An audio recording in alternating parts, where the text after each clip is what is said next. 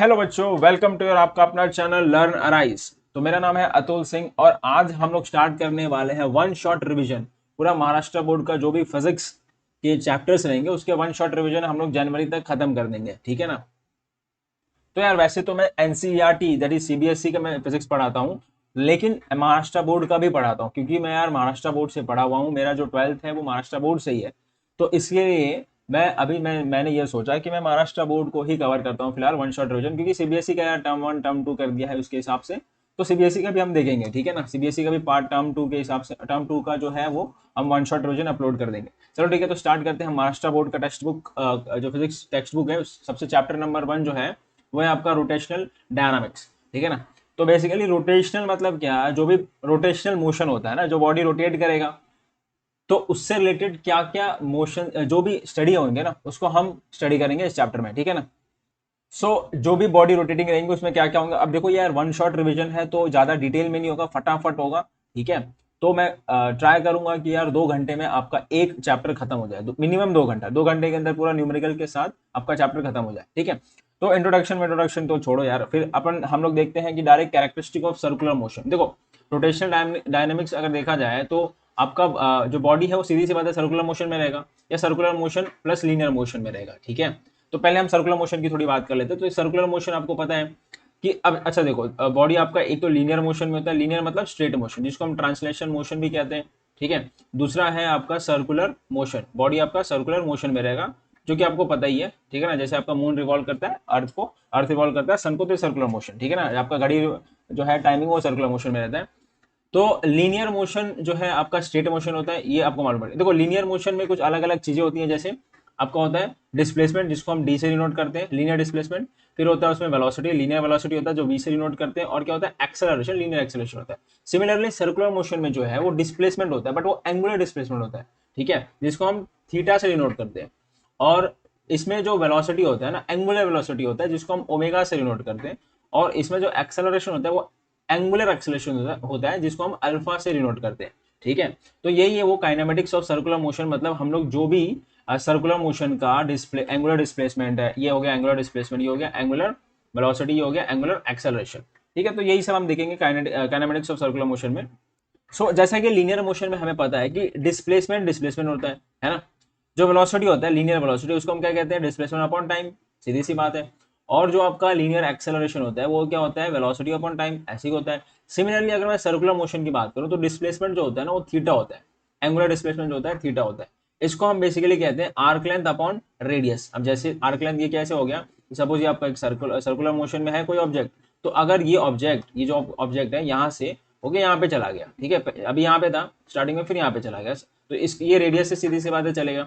तो वो यहाँ से लेके यहाँ तक ये आपका आर्क लेंथ हो गया एस, और ये हो गया आपका थीटा जिसको हम एंगुलर डिस्प्लेसमेंट कहते हैं, है ना। इतना एंगल आपका डिस्प्लेस हुआ, यहाँ से बॉडी आपका यहाँ पे डिस्प्लेस होना, और ये आर हो गया आपका रेडियस, ठीक है। तो जो भी एंगुलर डिस्प्लेसमेंट होता है यहाँ पे आर्क लेंथ अपॉन रेडियस होता है।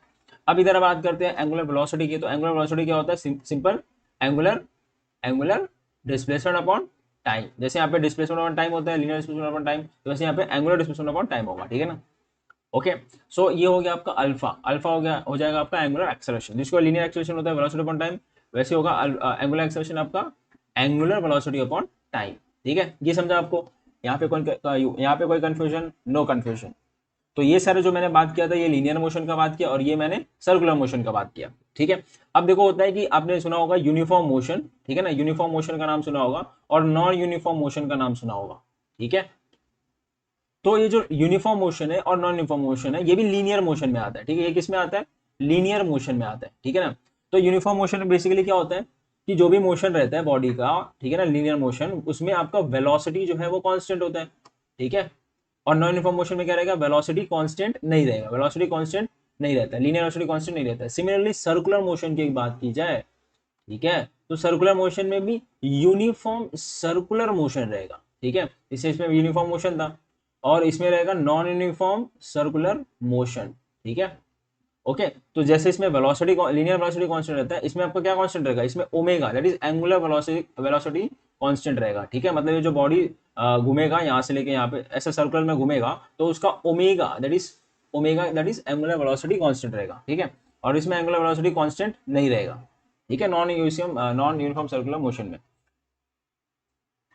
तो यार ये हो गया आपका काइनेमेटिक्स ऑफ सर्कुलर मोशन, इतना समझा। ओके, तो ये प्रॉपर फॉर्मूला आपको याद रखना है। ये तो लीनियर के लिए था ये पूरा, ठीक है, और ये आपका सर्कुलर मोशन के लिए था, ठीक है ना, याद हो गया। ओके, सो हम अगला आते हैं, अगला that is dynamics of circular motion, ठीक है, ये आपके टेक्स्ट बुक के सारे टॉपिक्स हैं। ओके, दैट इज जो रहेगा, एक होता है सेंट्रीपिटल फोर्स, दूसरा होता है सेंट्रीफ्यूगल फोर्स। अब देखो क्या होता है कि जैसे आपका बॉडी लीनियर मोशन में रहता है ना, ठीक है, बॉडी आपका लीनियर मोशन में, अगर तो जब लीनियर मोशन में रहता है तो इस पर एक फोर्स लगता है ना, लीनियर फोर्स रहता है जो वो होता है मास इनटू एक्सेलरेशन, है ना, तभी बॉडी आपका लीनियर मोशन में आएगा ना, तभी बॉडी एक वेलोसिटी से चलेगा, सीधी सी बात है, फोर्स लगेगा बॉडी पे तभी। लेकिन हम सर्कुलर मोशन की बात करें, किसकी बात करें, हम सर्कुलर मोशन की बात करें, तो अगर आपका बॉडी सपोज ऐसे सर्कुलर मोशन में रिवॉल्व कर रहा है, ठीक है ना, उसका लेट्स से ये रेडियस यहाँ से लेके यहाँ तक इसका रेडियस है। Okay, do you understand that. तो जब ये बॉडी, ये जो आपका बॉडी है सर्कुलर मोशन में ऐसे रिवॉल्व करेगा, ठीक है, तो हमेशा सर्कुलर मोशन के लिए एक फोर्स जरूरी होता है, ठीक है, जो कि आपका टुवर्ड्स दी सेंटर रहता है, टुवर्ड्स दी सेंटर रहता है। हमेशा क्या रहता है, सर्कुलर मोशन के लिए एक फोर्स जरूरी होता है जिसको हम कहते हैं सेंट्रीपिटल फोर्स, सेंट्रीपिटल फोर्स, ठीक है, उसका नाम क्या है, सेंट्रीपिटल फोर्स। ये समझा आपको। तो यार इसका सेंट्रीपिटल फोर्स जो होगा वो क्या होता है, मास इनटू एक्सेलरेशन होगा, ठीक है ना, मास इनटू, क्योंकि फोर्स है तो सीधी सी बात है मास इनटू एक्सेलरेशन होता है। लेकिन ये जो एक्सेलरेशन होता है ना, ये भी दो टाइप का एक्सेलरेशन होता है सर्कुलर मोशन, याद रखना। चलो मैं आपको यहाँ पे बता देता हूँ, देखो, एक होता है आपका यूसीएम जिसको हम बोलते हैं यूनिफॉर्म सर्कुलर मोशन, दूसरा होता है आपका नॉन यूसीएम, है ना, नॉन यूनिफॉर्म सर्कुलर मोशन, ये दो टाइप का सर्कुलर मोशन होता है। ओके, सो इन दोनों में क्या होता है, इन दोनों में क्या होता है, ध्यान से याद रखना। इसमें जो आपका रहता है ना, ओमेगा कांस्टेंट रहता है, ये आपको पता है ना, ओमेगा मतलब एंगुलर वेलोसिटी कांस्टेंट रहता है, इसमें ओमेगा इज नॉट कांस्टेंट, है ना, ओमेगा इज नॉट कांस्टेंट है, ये याद रखना, एमसीक्यूज वगैरह में पूछ सकते हैं, बहुत इंपॉर्टेंट है। इसमें जो टोटल एक्सेलरेशन रहता है ना, इसमें जो टोटल एक्सेलरेशन रहता है, ठीक है, ये हो गया आपका टोटल एक्सेलरेशन, वो होता है सिर्फ और सिर्फ रेडियल एक्सेलरेशन के बराबर होता है। याद रखना, यूसीएम में जो टोटल एक्सेलरेशन, मतलब जो बॉडी जब सर्कुलर मोशन में चल रही है और अगर वो यूसीएम में, मतलब इसमें ओमेगा कांस्टेंट है, तो आपका जो टोटल एक्सेलरेशन होगा वो रेडियल एक्सेलरेशन के बराबर होगा। जो रेडियल एक्सेलरेशन होता है वो होता है आर ओमेगा स्क्वायर, ये याद रखना, रेडियल एक्सेलरेशन किसके बराबर होता है, आर ओमेगा स्क्वायर। ओके, और इसमें जो टोटल एक्सेलरेशन होता है ना, नॉन यूसीएम, मतलब जो बॉडी ऐसे सर्कुलर मोशन में चलेगी तो वो नॉन यूसीएम में अगर है, मतलब इसका मतलब ओमेगा अगर कांस्टेंट नहीं है, ओमेगा इज नॉट कांस्टेंट, तो इसमें जो टोटल एक्सेलरेशन होगा ना, वो होता है radial acceleration plus tangential acceleration, ये याद रखना, ठीक है। रेडियल एक्सेलरेशन यहाँ पे आपको पता है कि आर ओमेगा स्क्वायर होता है, जैसे कि हमको यहाँ पे पता है यूसीएम में, प्लस जो टेंजेंशियल एक्सेलरेशन होता है ना, ये क्या होता है पता है आपको, ये होता है आर अल्फा, ठीक है ना, R radius, alpha is angular acceleration, ये याद रखना, बहुत इंपॉर्टेंट चीज है, ठीक है। जैसे आपको एक और चीज याद होना चाहिए, जो लीनियर वेलोसिटी है, लीनियर वेलोसिटी v होता है और जो एंगुलर वेलोसिटी ओमेगा होता है, इन दोनों में रिलेशन क्या है, इन दोनों में रिलेशन है v equals to R omega, ठीक है, ये भी आपको आना चाहिए। Linear velocity is equals to radius into angular velocity, ये दोनों रिलेशन होती है, लीनियर वेलोसिटी और एंगुलर वेलोसिटी का रिलेशन होता है, ये बहुत इंपॉर्टेंट चीज है, ठीक है। तो अगर मैं बात करूं कोई भी सर्कुलर मोशन है में, अगर कोई भी बॉडी मतलब सर्कुलर मोशन में है, तो उसमें हमेशा कौन सा फोर्स लगता है, सेंट्रीपिटल फोर्स लगता है, ठीक है। अब वो याद रखना है, जो बॉडी है वो किस में होनी चाहिए, यूसीएम में होनी चाहिए, किस में होनी चाहिए, यूसीएम में, जिसपे आपका सेंट्रीपिटल फोर्स लगेगा ना, जिसपे भी, जिस बॉडी, जो भी बॉडी आपका सर्कुलर मोशन में है और उसपे सेंट्रीपिटल फोर्स लग रहा है, तो वो बॉडी किस मोशन में होना चाहिए, वो यूनिफॉर्म सर्कुलर मोशन में होना चाहिए, तब जाके जो सेंट्रीपिटल फोर्स लगेगा वो क्या लगेगा, मास इनटू एक्सेलरेशन, और यहाँ पे जो एक्सेलरेशन लगेगा वो टोटल एक्सेलरेशन दैट इज किसके बराबर रहेगा, रेडियल एक्सेलरेशन के बराबर रहेगा, ठीक है। तो ये हो जाएगा मास इनटू रेडियल एक्सेलरेशन, क्या है आपका, आर ओमेगा स्क्वायर। ओके, अब क्या देखो, मैं ओमेगा जो अपना क्या बोलते हैं ओमेगा स्क्वायर है, उसको मैं क्या लिख सकता हूँ, उसको मैं देखो यहाँ से, ये वाले रिलेशन से, यहाँ पे आपको दिख रहा है, यहाँ से क्या लिख सकता हूँ मैं, B upon R the whole square, है ना, ऐसा भी लिख सकते। देखो एक तो ये फॉर्मूला आ गया, ये फॉर्मूला भी इंपॉर्टेंट है, तो यहाँ से आपको क्या हो जाएगा, आर स्क्वायर आर कैंसिल हो जाएगा, ये हो जाएगा M V square by R, तो सेंट्रीपिटल फोर्स एक ये भी फॉर्मूला हो जाएगा, ठीक है। ओके, तो एक ये फॉर्मूला हो जाएगा सेंट्रीपिटल फोर्स का, और एक ये फॉर्मूला हो जाएगा, ये समझा। तो ये सेंट्रीपिटल फोर्स का फॉर्मूला है, और ये सेंट्रीपिटल फोर्स किस मोशन का है, ये centripetal force uniform circular motion का है, ठीक है। नॉन यूनिफॉर्म सर्कुलर मोशन का अलग सेंट्रीपिटल फोर्स रहेगा, याद रखना, यहाँ पे टोटल एक्सेलरेशन भी अलग हो जाएगा, है ना, तो उसके हिसाब से सेंट्रीपिटल फोर्स भी अलग रहेगा, ये समझा। तो ये याद रखना कि सेंट्रीपिटल फोर्स हमेशा सर्कुलर मोशन, जब भी बॉडी सर्कुलर मोशन में रहता है तो उस बॉडी पर आपका सेंट्रीपिटल फोर्स लगता है, और जो सेंट्रीपिटल फोर्स रहता है वो टुवर्ड्स दी सेंटर रहता है, ठीक है, टुवर्ड्स दी, उसका डायरेक्शन जो है वो टुवर्ड्स दी हमेशा क्या रहता है, सेंटर। अगर बॉडी यहाँ पे आ गई ऐसे रोटेट कर करके, मतलब सर्कुलर मोशन में कर करके, सपोज बॉडी यहाँ पर आ गई, तो उसका भी डायरेक्शन किधर रहेगा, टुवर्ड्स दी सेंटर, ठीक है, ये समझा, बिल्कुल समझा। और ये जो मास, ये जो एम एस एम एम क्या है, M mass of the body, मतलब ये जो भी बॉडी रहेगा उसका जो भी मास रहेगा वो मास रहेगा, ठीक है, ये समझा आपको, इतना समझा, ये होता है आपका सेंट्रीपिटल फोर्स। और इसको जो जो है ना मैंने क्योंकि फोर्स देखो वेक्टर क्वांटिटी होता है ना, फोर्स इज वेक्टर क्वांटिटी, तो ये जो भी मैंने लिखा है वो मैग्नीट्यूड में लिखा है, और हमेशा हम लोग मैग्नीट्यूड में ही वैल्यू निकालते हैं, ठीक है, वरना अगर आपको वेक्टर फॉर्म में लिखना है सेंट्रीपिटल फोर्स ना, तो इसका जो आएगा वो आएगा -mv² आएगा, माइनस v के ऊपर वेक्टर का साइन आएगा, ठीक है, और r के ऊपर भी वेक्टर का साइन आएगा। क्यों माइनस आता है, क्यों माइनस आता है यहाँ पे, क्योंकि जो सेंट्रीपिटल फोर्स का डायरेक्शन है ना वो ऑपोजिट है किसके, रेडियस की, क्योंकि रेडियस आपका बाहर की तरफ है ना, रेडियस आपका बाहर की तरफ है और सेंट्रीपिटल फोर्स अंदर की तरफ है, तो दोनों आपके ऑपोजिट डायरेक्शन में रहते हैं, इसके लिए सेंट्रीपिटल जो फोर्स है वो वेक्टर फॉर्म में माइनस आता है। बट हम वेक्टर फॉर्म में कैलकुलेशन में नहीं लेते, हम सिर्फ मैग्नीट्यूड फॉर्म में लेते हैं, तो इसके लिए हमको मैग्नीट्यूड फॉर्म में ही फॉर्मूला याद रखना है, क्या रहेगा, मास इनटू रेडियल एक्सेलरेशन, और रेडियल एक्सेलरेशन कब करेगा याद रखना, यूसीएम में जब बॉडी रहेगा तभी, ओके, और मोस्टली आपका समझ में यूसीएम में ही बॉडी रिवॉल्व करेगा, ठीक है, अगर आपका सेंट्रीपिटल फोर्सेस पे लग रहा है तो, ठीक है ना, ये समझा, ओके। ओके, तो ये आप पूरा कॉपी कर लेना, याद से कॉपी कर लो या स्क्रीनशॉट ले लो, इसका कोई दिक्कत वाली बात नहीं है, ठीक है, आपके ऊपर है, बट आपको आना चाहिए एग्जाम के टाइम पे। चलो मैं इसको पूरा रफ करता हूँ, ये याद हो गया है ना, ओके, चलो ठीक है। अब अगला है आपका सेंट्रीफ्यूगल फोर्स, और ये याद रखना, एक मिनट, सेंट्रीपिटल फोर्स, अब इसके एग्जाम्पल क्या क्या है, देखो, और हाँ एक और यहाँ पे इंपॉर्टेंट चीज, एक और यहाँ पे इंपॉर्टेंट चीज क्या है कि सेंट्रीपिटल फोर्स जब भी बॉडी पे लगता है तब बॉडी आपका सर्कुलर मोशन में रहता है, ये बात तो बिल्कुल सही है, ये बात तो बिल्कुल सही है, लेकिन सेंट्रीपिटल फोर्स हमेशा कोई ना कोई फोर्स प्रोवाइड करता है, हमेशा कोई ना कोई फोर्स प्रोवाइड करता है, बहुत इंपॉर्टेंट चीज है ये, ठीक है। एग्जाम्पल एग्जाम्पल मैं जो बोलने वाला हूँ, क्या बोलने वाला हूँ, जैसे आपका ये जो अर्थ है, ये आपका बीच में अर्थ है, ठीक है ना, ये आपका क्या है, बीच में अर्थ है, और ये रिवॉल्व क्या करेगा, मून, मून, ये एम मास, लेट्स से जो स्मॉल एम है वो मून है, ठीक है, ये मून आपका रिवॉल्व करता है, तो जब ये मून रिवॉल्व करता है अर्थ के अराउंड, तो सीधी सी बात है सेंट्रीपिटल फोर्स तो लग ही रहा है उस पर, लेकिन सेंट्रीपिटल फोर्स प्रोवाइड कौन कर रहा है, यहाँ पे जो सेंट्रीपिटल फोर्स प्रोवाइड करेगा, वो फोर्स कौन प्रोवाइड करेगा, याद रखना, हम लोग ऐसे लेते हैं, जो सेंट्रीपिटल फोर्स यहाँ पे प्रोवाइड करेगा वो कौन प्रोवाइड करेगा, वो वो कौन force of gravitation, gravitational force provide करेगा, ठीक है, हम लोग ऐसा लेते हैं, ग्रेविटेशनल फोर्स यहाँ पे वो सेंट्रीपिटल फोर्स प्रोवाइड करेगा, ये समझा आपको, हमेशा सेंट्रीपिटल फोर्स कोई ना कोई फोर्स हमेशा प्रोवाइड करता है। और अगर वही अगर ये जो आपका सर्कुलर मोशन है, ठीक है, अगर आप लेट्स से हाँ ऐसा ले लो कि ये बीच में आपका लाइक वो क्या क्या बोल सकते हैं, अपना न्यूक्लियस है, एटम, एटम की बात करें, ये न्यूक्लियस है और ये आपका इलेक्ट्रॉन रिवॉल्व कर रहा है इसके अराउंड, है ना, ऑर्बिट पे, तो सीधी सी बात है, इलेक्ट्रॉन भी सर्कुलर मोशन में है ना, इलेक्ट्रॉन भी सर्कुलर मोशन में, तो उस पर भी सेंट्रीपिटल फोर्स लग गया, तो इलेक्ट्रॉन पे जो सेंट्रीपिटल फोर्स प्रोवाइड करेगा वो कौन फोर्स प्रोवाइड करेगा, अब देखो ये इलेक्ट्रॉन है, बीच में न्यूक्लियस है, न्यूक्लियस में प्रोटॉन और न्यूट्रॉन होते हैं ना, तो प्रोटॉन पॉजिटिव चार्ज होता है, इलेक्ट्रॉन नेगेटिव होता है, तो कौन सा फोर्स आता है दोनों के बीच में, इलेक्ट्रोस्टैटिक फोर्स, ठीक है, इलेक्ट्रोस्टैटिक फोर्स प्रोवाइड करेगा, तो यहाँ पे जो सेंट्रीपिटल फोर्स है कौन सा फोर्स प्रोवाइड करेगा, इलेक्ट्रोस्टैटिक फोर्स प्रोवाइड करेगा, और यहाँ पे आपको इलेक्ट्रोस्टैटिक फोर्स का फॉर्मुला लिखना है, यहाँ पे सेंट्रीपिटल फोर्स का फिर इक्वेट करना है, ये समझाना, ठीक है।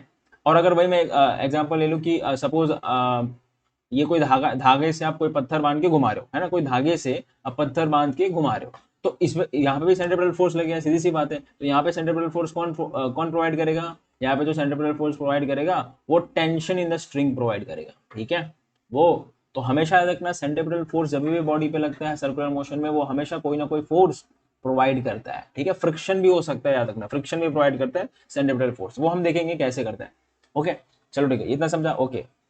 अब अगला है आपका सेंट्रीफ्यूगल फोर्स, चलो ठीक है, इतना समझा, ओके। अब हम लोग आते हैं नेक्स्ट सेंट्रीफ्यूगल फोर्स पे।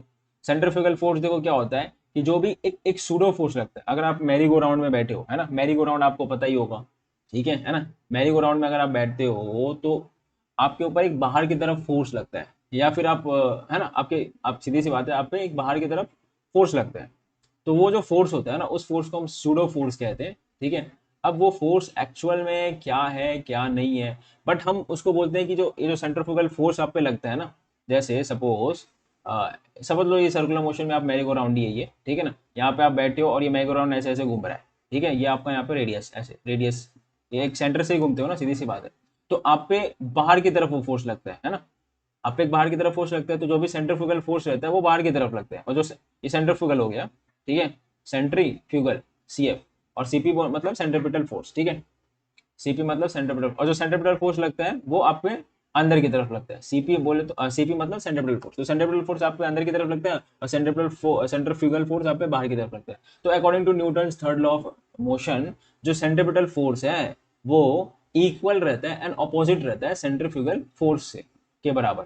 हालांकि ये सूडो फोर्स होता है, इसका अभी तक एक्चुअल मतलब पता नहीं चला है कि क्या होता है, लेकिन हमें न्यूटन्स लॉ पता है कि every action there is an equal and opposite reaction. तो अगर सेंट्रीपिटल फोर्स है तो उसका रिएक्शन एक फोर्स लगेगा जिसको हम कहते हैं सेंट्रीफ्यूगल फोर्स, ठीक है, जो कि होता है आपका सूडो फोर्स, इसको हम सूडो फोर्स कंसिडर करते हैं, ठीक है। तो ये बेसिकली ऑपोजिट होता है, लेकिन रेडियस के अलॉन्ग रहता है, याद रखना रेडियस के अलॉन्ग रहता है। तो इसके लिए हम इसको जो वेक्टर फॉर्म है उसमें हम कैसे लिखेंगे, plus M B square by R, ठीक है ना, ये वेक्टर है, क्योंकि ये रेडियस की देखो, रेडियस भी इसी डायरेक्शन में, रेडियस भी इसी डायरेक्शन में, और सेंट्रीफ्यूगल फोर्स भी इसी डायरेक्शन में, इसके लिए हम प्लस आता है। और मैग्नीट्यूड फॉर्म में लिखना चाहे तो आपका प्लस प्लस हटा, प्लस मतलब वैसे तो प्लस ही है, कोई दिक्कत वाली बात नहीं।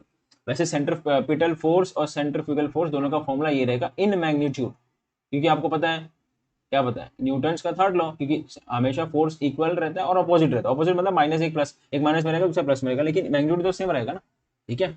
ओके, तो ये है आपका सेंट्रीफ्यूगल फोर्स, इतना समझा। ओके, अब हम लोग नेक्स्ट टॉपिक पर आते हैं। अब अगला जो टॉपिक है बहुत इंपॉर्टेंट टॉपिक है, ठीक है ना, इसी के ऊपर इसी का एप्लीकेशन है जो हमने पढ़ा, सेंट्रीफ्यूगल फोर्स, सेंट्रीपिटल फोर्स, ठीक है ना, मेन तो सेंट्रीपिटल फोर्स।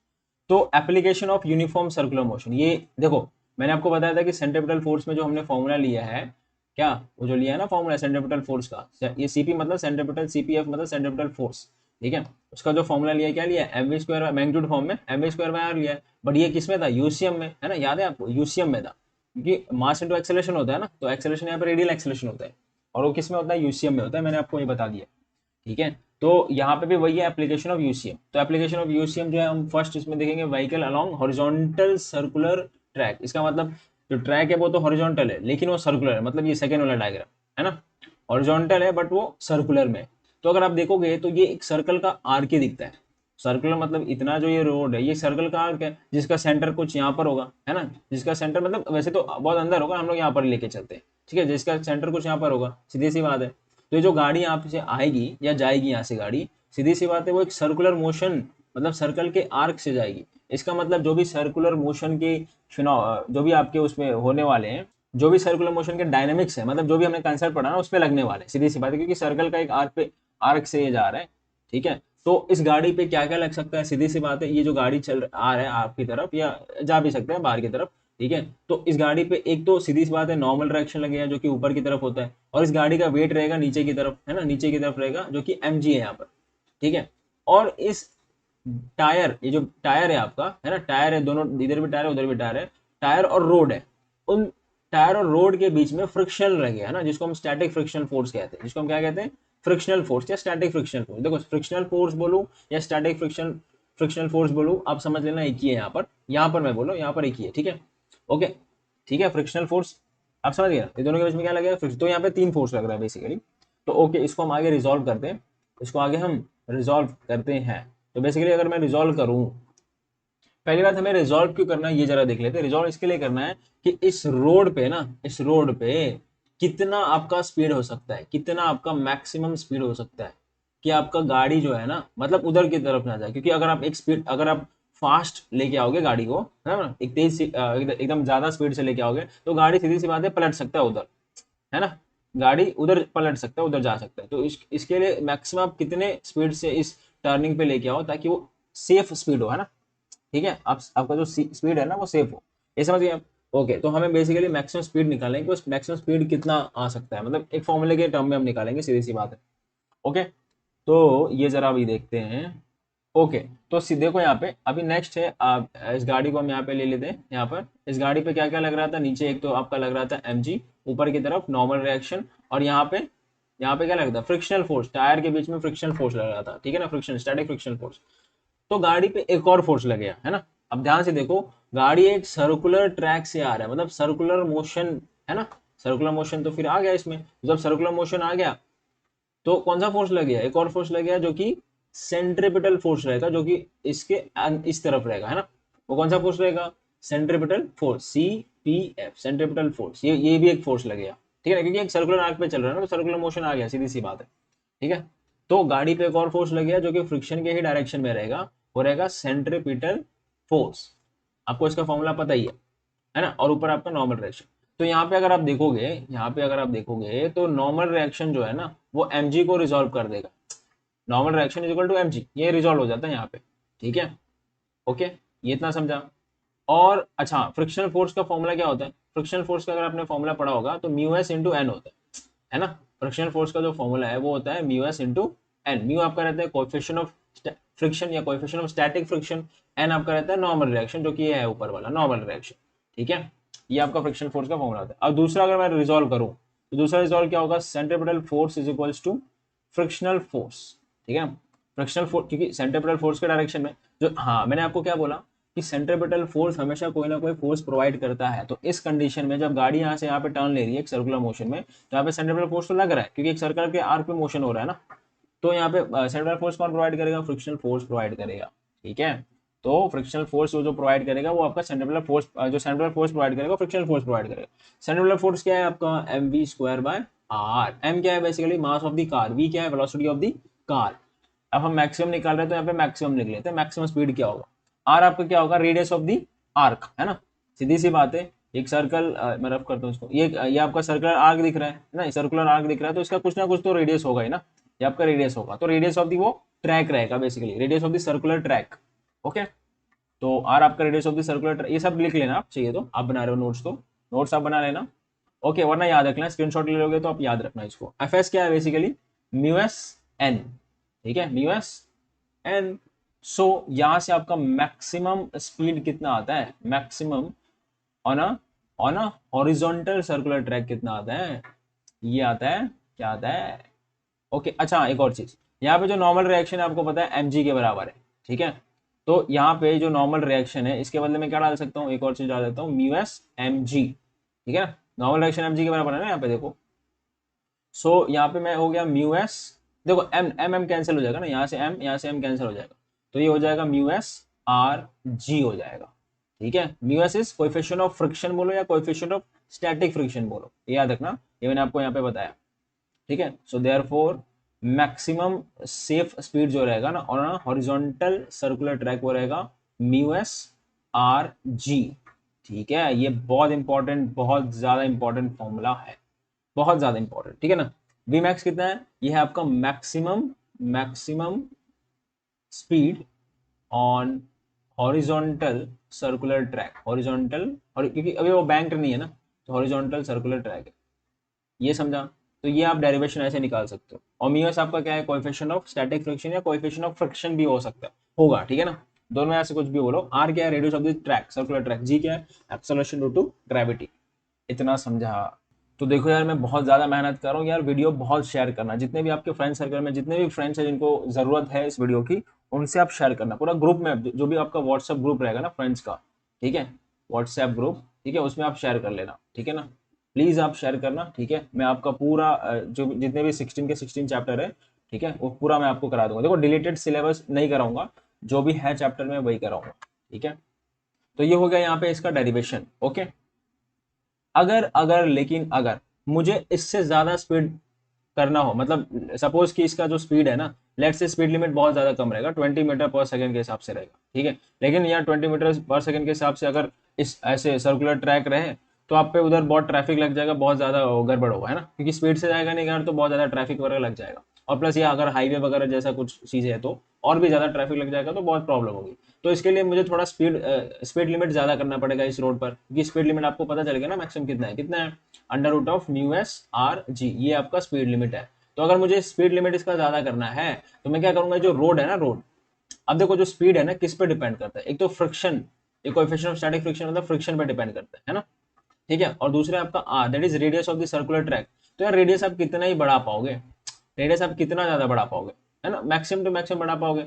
दूसरा आपको एक्सेलरेशन टू ग्रेविटी तो फिक्स रहता है, तीसरा, है ना, क्योंकि जो स्पीड है इन्हीं तीन चीजों पे डिपेंड कर रहा है।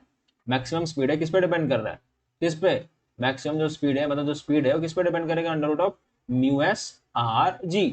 तो मैं क्या चेंज कर सकता हूँ, और और क्या देखो, जो ये आपका ये क्या है, कोएफिशिएंट ऑफ स्टैटिक फ्रिक्शन, मतलब स्टैटिक फ्रिक्शन।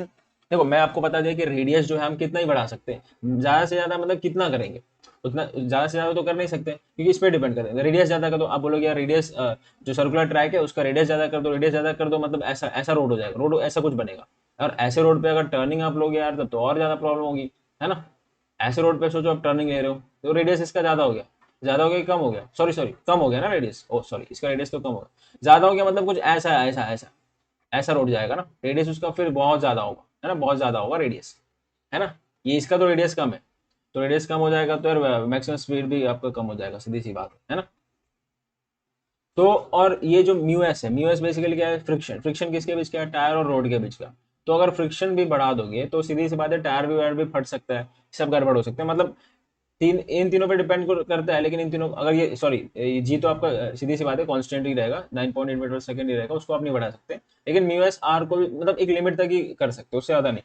लेकिन उससे ज्यादा स्पीड चाहिए मेरे को ताकि ट्रैफिक वगैरह ना लगे, तो मैं क्या करूंगा, जो रोड है ना उसको बैंक कर दूंगा, जिसको मेरा जो अगला टॉपिक है जिसका नाम है व्हीकल होना बैंक्ड रोड। बैंक्ड मतलब एक दूसरा जो साइड रहता है ना, रोड का जो दूसरा साइड रहता है वो एक एंगल पे उठा हुआ रहता है, ठीक है ना।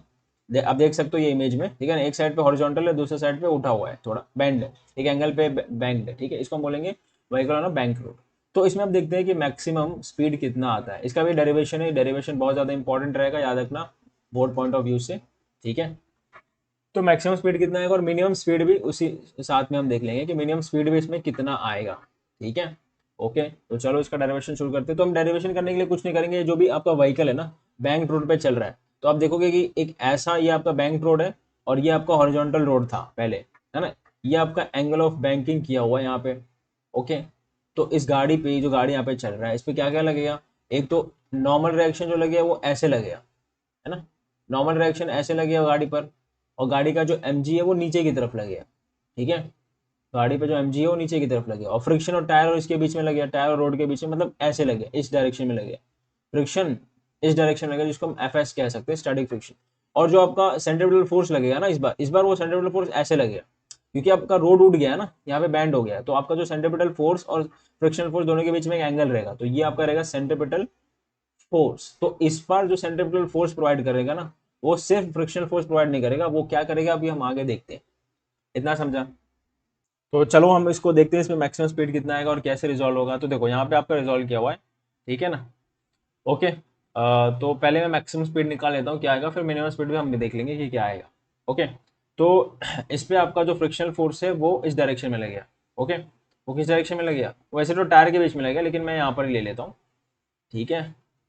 सो अब देखते हैं, जरा इसको रिजॉल्व करते हैं। यहाँ पे मैं यहाँ पे रिजॉल्व करने वाला हूँ यहाँ पे, ठीक है ना। सपोज ये इस कार को मैंने एक छोटा सा डॉट ले लिया, ठीक है, जो भी टायर जो भी फोर्सेस लग रहे हैं उसमें हम लगाते हैं। तो एक तो ओरिजिनली जो फोर्स लग रहे थे रिजॉल्व करता हूँ। तो लेट से इस व्हीकल को मैं एक पॉइंट डॉट की तरह ले लेता हूँ, ठीक है। तो इस पे क्या क्या फोर्स लगता है जरा देखते हैं वो, ठीक है। तो उस पे एक नॉर्मल रिएक्शन लग रहा था इस डायरेक्शन में, है ना, उस पे एक नॉर्मल रिएक्शन लग रहा है, सीधी सी बात है, इस डायरेक्शन में। और क्या लग रहा है, और नीचे एम लग रहा है, नीचे क्या लग रहा है, एम। ओके, फटाफट करते हैं, ठीक है। और इस तरफ क्या लग रहा है, नीचे इस तरफ इस डायरेक्शन में फ्रिक्शनल फोर्स लग रहा है, ठीक है, जिसको हम एफ एस कहेंगे, ओके। और इस डायरेक्शन में आपका कौन सा फोर्स लग रहा है, centripetal force, C P F, ठीक है ना।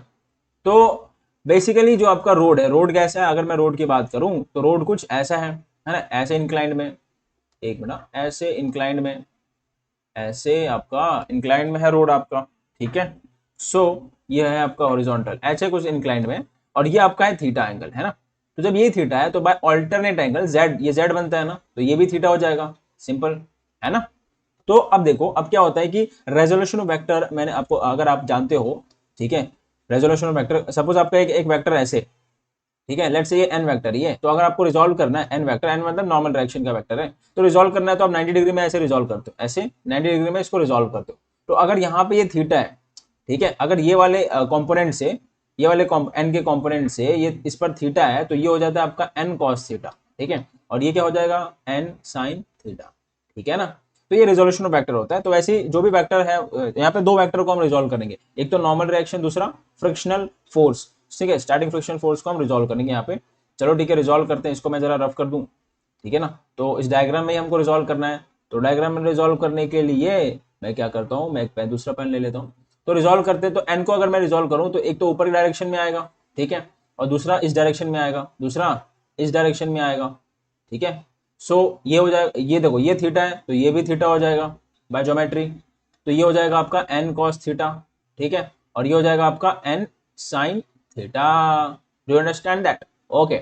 अब fs को भी हमको रिजॉल्व करना है, तो अगर मैं fs को रिजॉल्व करूं, fs को रिजॉल्व करूं तो एक तो आपका उसका नीचे की तरफ आएगा रेजोल्यूशन, और एक इसके ऊपर ही आएगा, ठीक है, इसके ऊपर ही आएगा। तो ये जो जिस पर थीटा है वो हो जाएगा आपका fs cos थीटा, ठीक है, और ये वाला जो हो जाए वो आपका हो जाएगा fs sin थीटा, ठीक है। और ये नीचे की तरफ क्या था, वैसे वो mg था ना, तो चलो मैं mg लिख देता हूँ, ये था आपका नीचे की तरफ mg।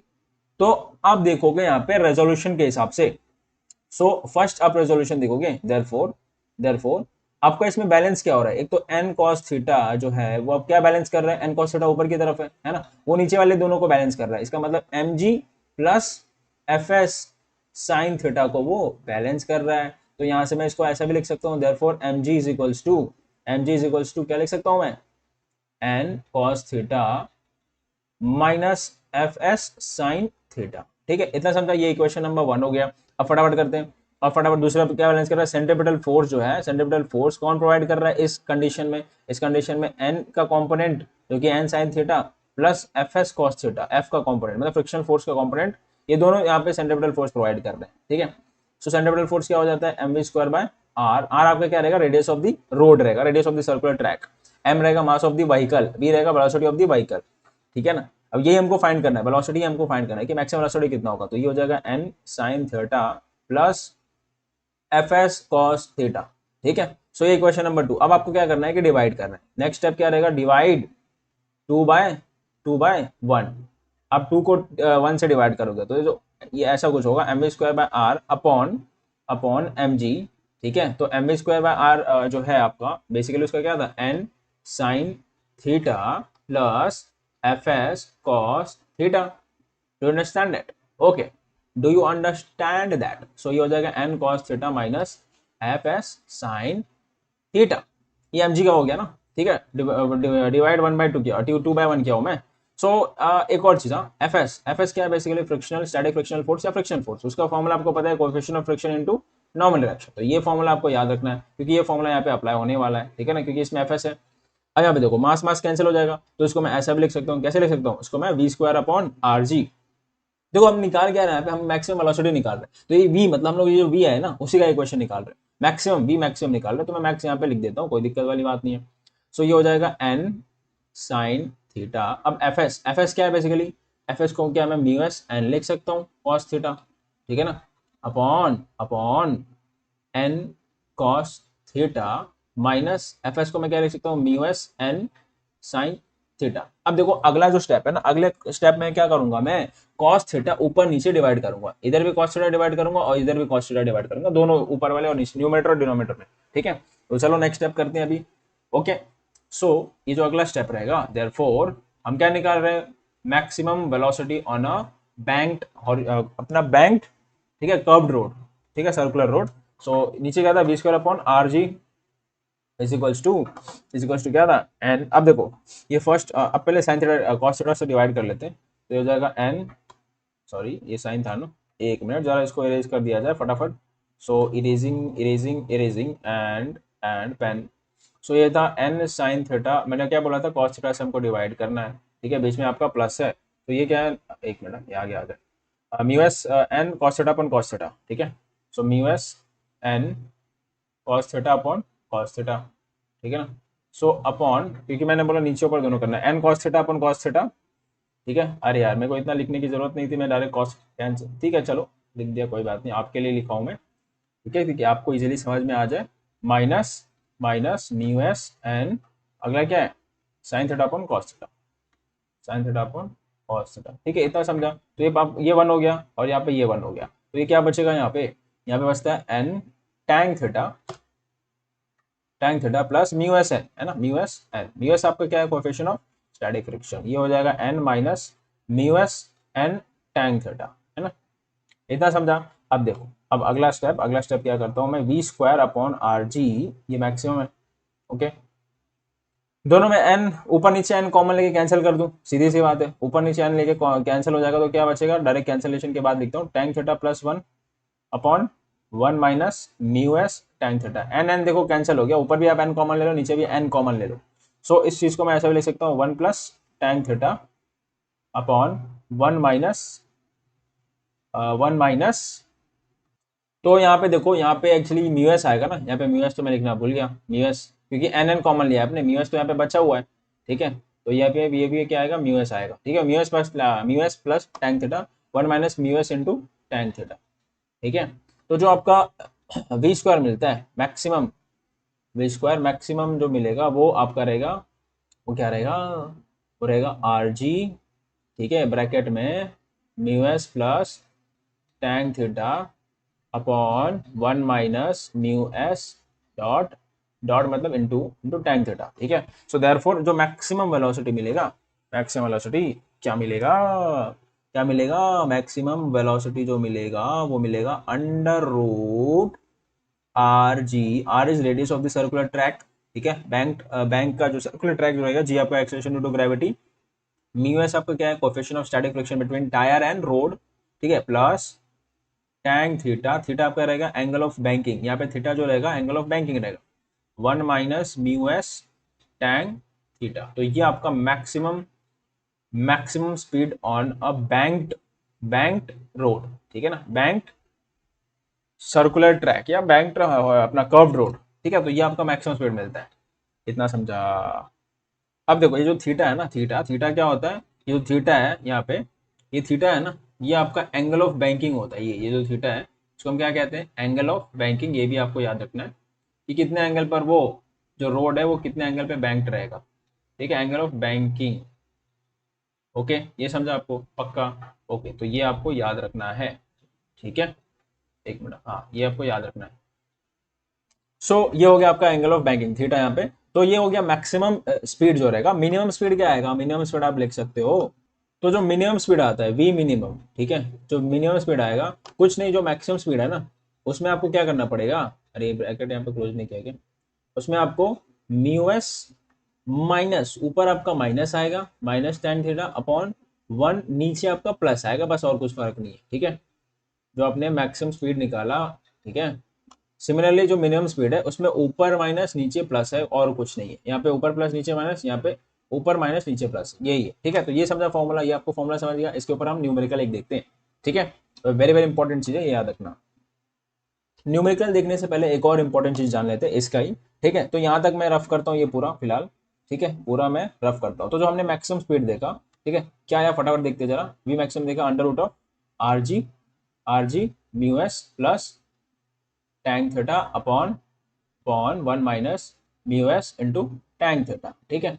तो ये बेसिकली मैक्सिमम स्पीड है। तो अगर अगर ये जो मेरा रोड था ना, इसके पहले रोड, अगर सपोज ये एंगल ऑफ बैंकिंग नहीं है, ये एंगल ऑफ बैंकिंग है ही नहीं, थीटा है ही नहीं, मतलब हॉरिजॉन्टल कर्व रोड है, जो कि हमने पहले फर्स्ट वाला कंडीशन यही देखा था, तो इसका मतलब थीटा नहीं है। तो जब थीटा नहीं है तो इसका फॉर्मूला क्या बन जाता है, तो कंडीशन वन जो रहेगा ना, केस वन क्या रहेगा, if road is not banked, if road is not banked, so जब रोड बैंक नहीं रहेगा तो आपका क्या रहेगा, थीटा विल बी, एक मिनट ये थोड़ा ऊपर नीचे हो रहा है पर, थीटा विल बी जीरो। जब थीटा जीरो रहेगा तो जो वी मैक्सिमम है, वी मैक्सिमम किसके अराउंड हो जाएगा, under root of R g और म्यू एस, है ना, म्यू एस तो लाना भूल गया, म्यू एस, तो जो कि आपका ये फॉर्मूला आया हुआ है ना, ये पहले ही फॉर्मूला आया हुआ है, जब हॉरिजॉन्टल कर्व रोड पे हमने ये फॉर्मूला मैक्सिमम निकाला हुआ है, सीधी सी बात है। केस टू क्या रहेगा कि अगर रोड और टायर के बीच में फ्रिक्शन नहीं है, ठीक है, जो आपका गाड़ी चल रहा है, ये रोड और टायर इन दोनों के बीच में फ्रिक्शन ही नहीं है, फ्रिक्शनलेस है, मतलब जो रोड है ना वो फ्रिक्शनलेस सरफेस है, इसका मतलब फ्रिक्शन ही नहीं है। जब फ्रिक्शन नहीं है तो इफ रोड इज फ्रिक्शनलेस, ठीक है, रोड इज फ्रिक्शनलेस, या टायर भी हो सकता है उसके बदले, कोई दिक्कत वाली, तो रोड इज फ्रिक्शनलेस लिख लिया, फ्रिक्शनलेस आप समझ गए ना, फ्रिक्शन लेस, देन फ्रिक्शनलेस है तो म्यू एस जो है वहां पे जीरो होगा, जो कोएफिशिएंट ऑफ स्टैटिक फ्रिक्शन है वो जीरो हो जाएगा, सीधी सी बात है। तो जब म्यू एस जीरो होगा तो वी मैक्स क्या आता है, वी मैक्स आपका आता है, that will be, mu S zero डालो तो क्या आता है, वो आएगा R G under root of R G mu S आपने 0 डाला तो ऊपर टैन थीटा बचेगा, और नीचे आपका क्या, कुछ नहीं, नीचे 1 बचेगा, तो आरजी टैन थीटा। तो जब कोई फ्रिक्शन नहीं है रोड और टायर के बीच में, तो जो मैक्सिमम स्पीड है वो ये आता है आरजी टैन थीटा। ये समझा।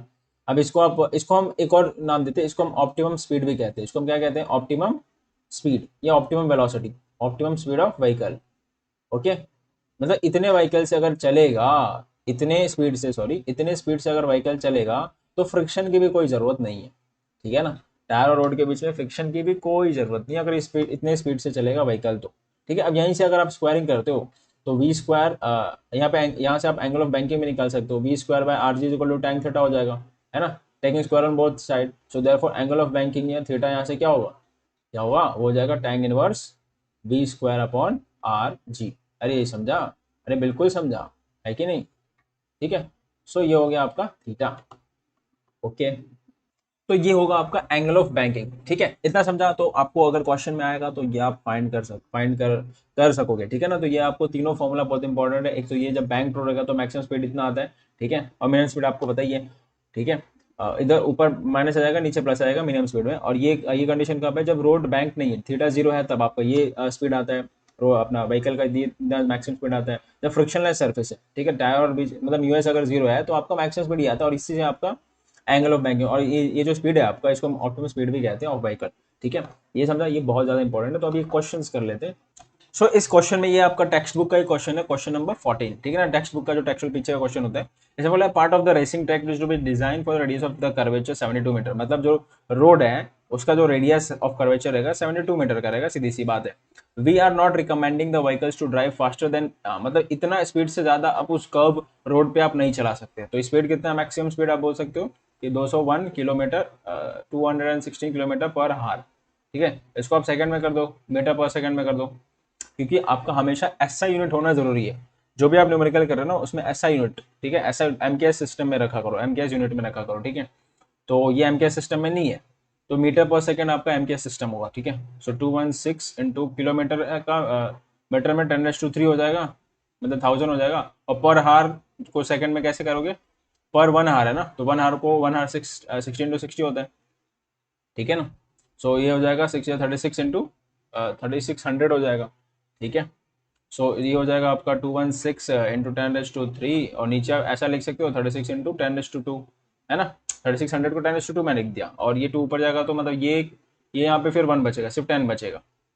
ठीक है ना, ओके।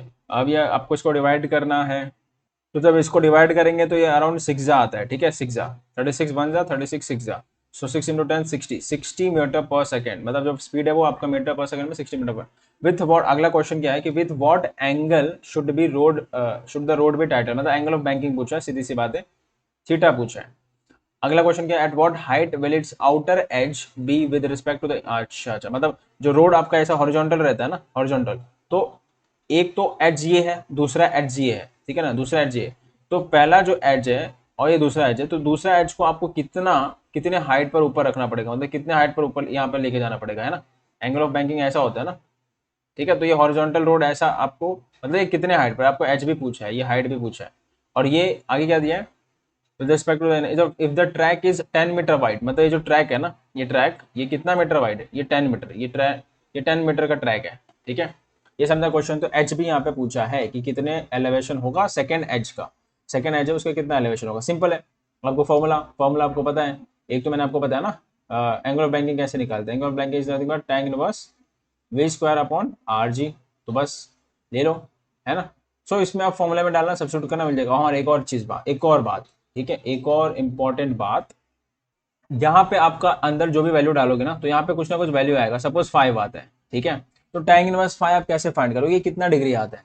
तो सबसे इंपॉर्टेंट बात, इसके ऊपर मैंने एक वीडियो बना के रखा है, लॉगरिथम का वीडियो, ठीक है ना, logarithm how to find sine cos tan, है लॉगरिथम एंटी लॉगरिथम, सारा वीडियो मैंने बना के रखा है। इसका लिंक जो है मैं डिस्क्रिप्शन और कमेंट बॉक्स में दे दूंगा। ठीक है ना, जो वीडियो का नाम है वो है how to use log book in physics numerical. ठीक है, मैं डिस्क्रिप्शन में लिंक दे दूंगा। ठीक है ना, मैंने खुद ने वीडियो बना के रखा है, बहुत पहले, 1 साल पहले की बात है। ठीक है, तो आप tan इनवर्स 5 भी आप निकालोगे, थीटा मतलब अप्रॉक्स कितना आएगा वो आप उससे निकाल लेना। ठीक है, तो अगर आप लॉग सीख लोगे, वो वीडियो पूरा देखना, 1-1.5 घंटे का वीडियो है, पूरा आपको लॉगरिथम, जो भी आपका लॉगरिथम का बुक है ना, पूरा कैसे यूज करते हैं वो आपको समझ में आ जाएगा। How to use log book in physics numerical, physics और केमिस्ट्री दोनों में आता है वैसे। तो थीटा कुछ अराउंड 78 डिग्री 4 मिनट्स आएगा, ठीक है, आप सॉल्व करना। ओके, पूरा वो वीडियो, पहले वो वीडियो देख लेना, उसके बाद आपका आएगा, ठीक है।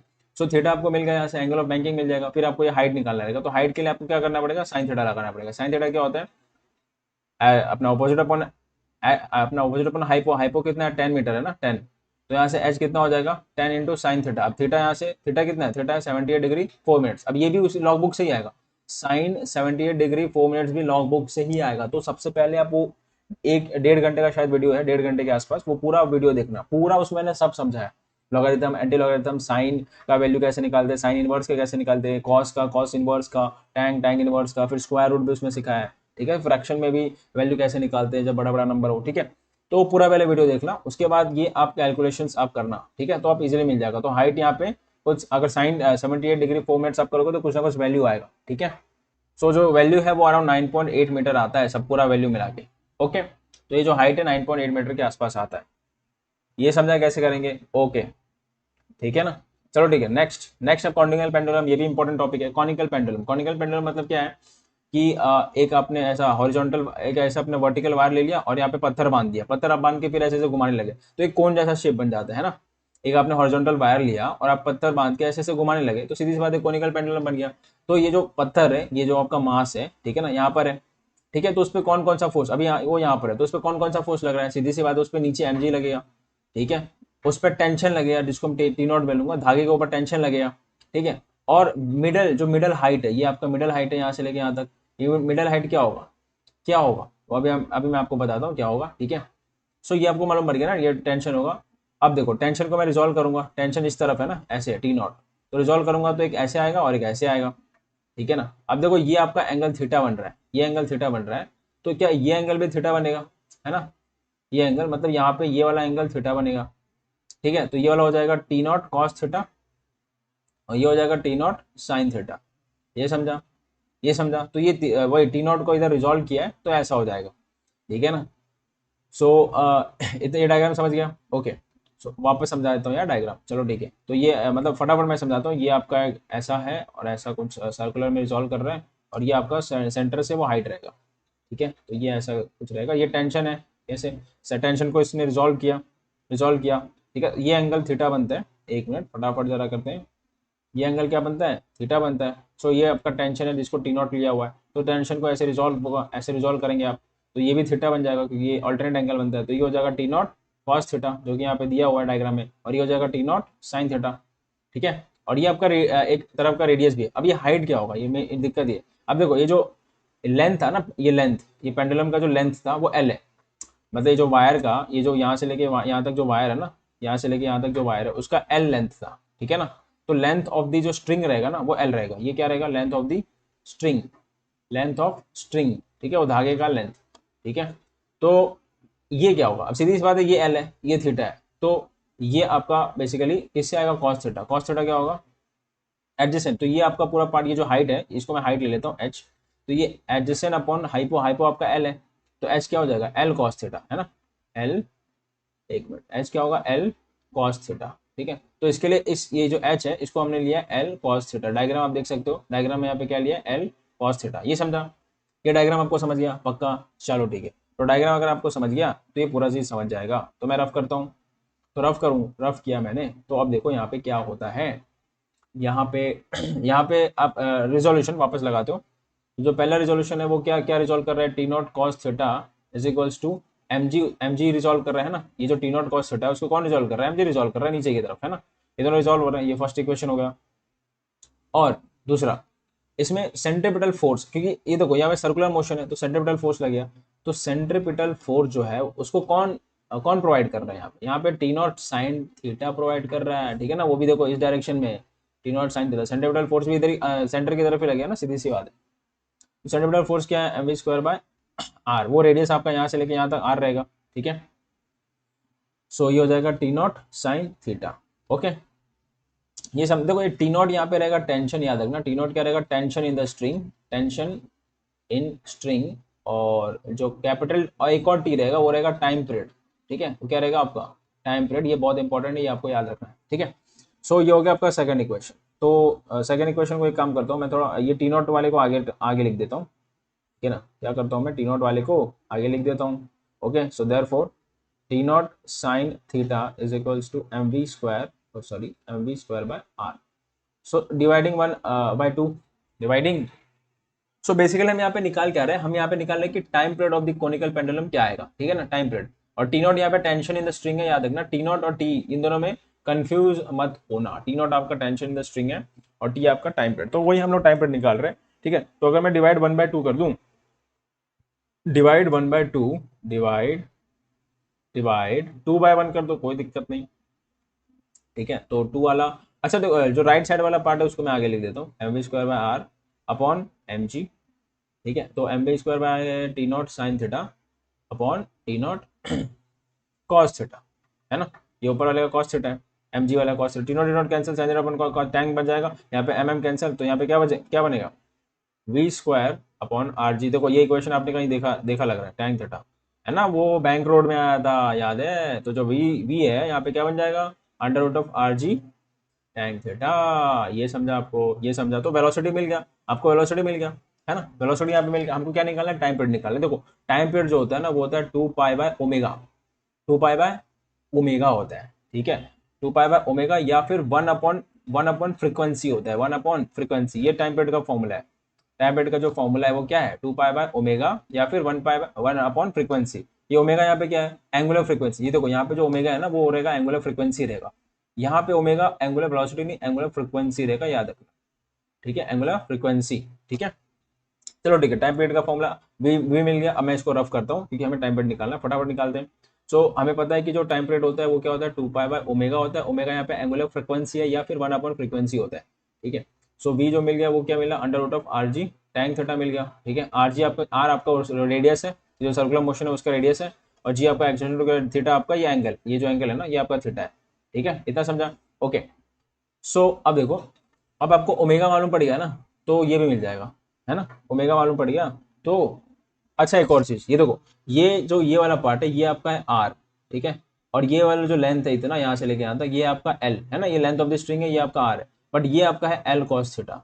तो आर को मैं एल कॉस थीटा के टर्म में कन्वर्ट, क्योंकि आर तो हमें जनरली उतना पता नहीं रहेगा लेकिन लेंथ ऑफ द स्ट्रिंग तो पता रहेगा ना, है ना। तो आर को आप एल में कन्वर्ट कर दो, लेंथ ऑफ द स्ट्रिंग में कन्वर्ट कर दो, ये समझे आप, ठीक है। तो कैसे कर सकते हैं, तो यहाँ से आप क्या लिख सकते हो कि साइन थीटा जो है, साइन थीटा क्या होता है, क्या होता है, ऑपोजिट, ऑपोजिट क्या है आर, ये थीटा है आपका।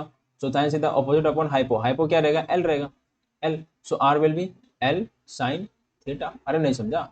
सो आर, आप आर के बदले आप एल साइन थीटा सब्स्टिट्यूट कर सकते हो, है ना, यहाँ पे तो एल साइन थीटा आप सब्स्टिट्यूट कर सकते हो। चलो ठीक है, पहले हम लोग टाइम पीरियड निकाल लें ना, टाइम पीरियड के लिए हम ओमेगा निकाल लें, है ना, क्योंकि ओमेगा निकालना जरूरी है, ओमेगा आएगा तभी आपका टाइम पीरियड आएगा। तो वी वी क्या होता है आपको पता है, आर ओमेगा होता है, ये मैंने आपको बताया, ठीक है, वी इज आर ओमेगा।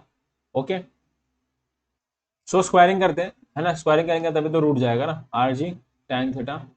सो एक आर कैंसिल हो जाएगा, एक आर आपका बचेगा, तो ओमेगा यहाँ से क्या आएगा, ओमेगा आएगा, ओमेगा होगा under root of g tan theta, ठीक है ना, g tan theta upon R, R आएगा ना यहाँ पे, आर, ठीक है ना, आर यहाँ पे डिवाइड हो जाएगा, सीधी सी बात है। सो ये हो जाएगा जी टैन थीटा अपॉन आर के बदले आप क्या लिख सकते हो, एल साइन थीटा, है ना, आर के बदले आप क्या लिख सकते हो, एल साइन थीटा। अरे समझा, अरे नहीं समझा, यहाँ से आप आर के बदले एल साइन थीटा लिख सकते हो, ठीक है, ये समझा। ओके, सो ओमेगा आपका ये आ गया, ओमेगा आपका ये आ गया, या अब देखो ये टैंक थीटा है, इसको टैंक थीटा को मैं क्या लिख सकता हूँ, ओमेगा भी पूरा आया नहीं है, अंदर का जो टैंक थीटा है वो मैं उसको साइन अपॉन कॉस कर देता हूँ, तो यहाँ पे नीचे हो जाएगा साइन इंटू कॉस हो जाएगा, साइन इंटू कॉस हो जाएगा, एल तो मैं निकला बोल गया, एल भी रहेगा, तो साइन साइन कैंसिल हो जाएगा, तो ओमेगा जो रहेगा वो क्या रहेगा, वो रहेगा जी अपॉन एल कॉस थीटा, ठीक है। तो ओमेगा आपका जी अपॉन एल कॉस थीटा आएगा, तो टाइम पीरियड क्या आएगा बताओ, टाइम पीरियड आएगा आपका 2 पाई बाय ओमेगा,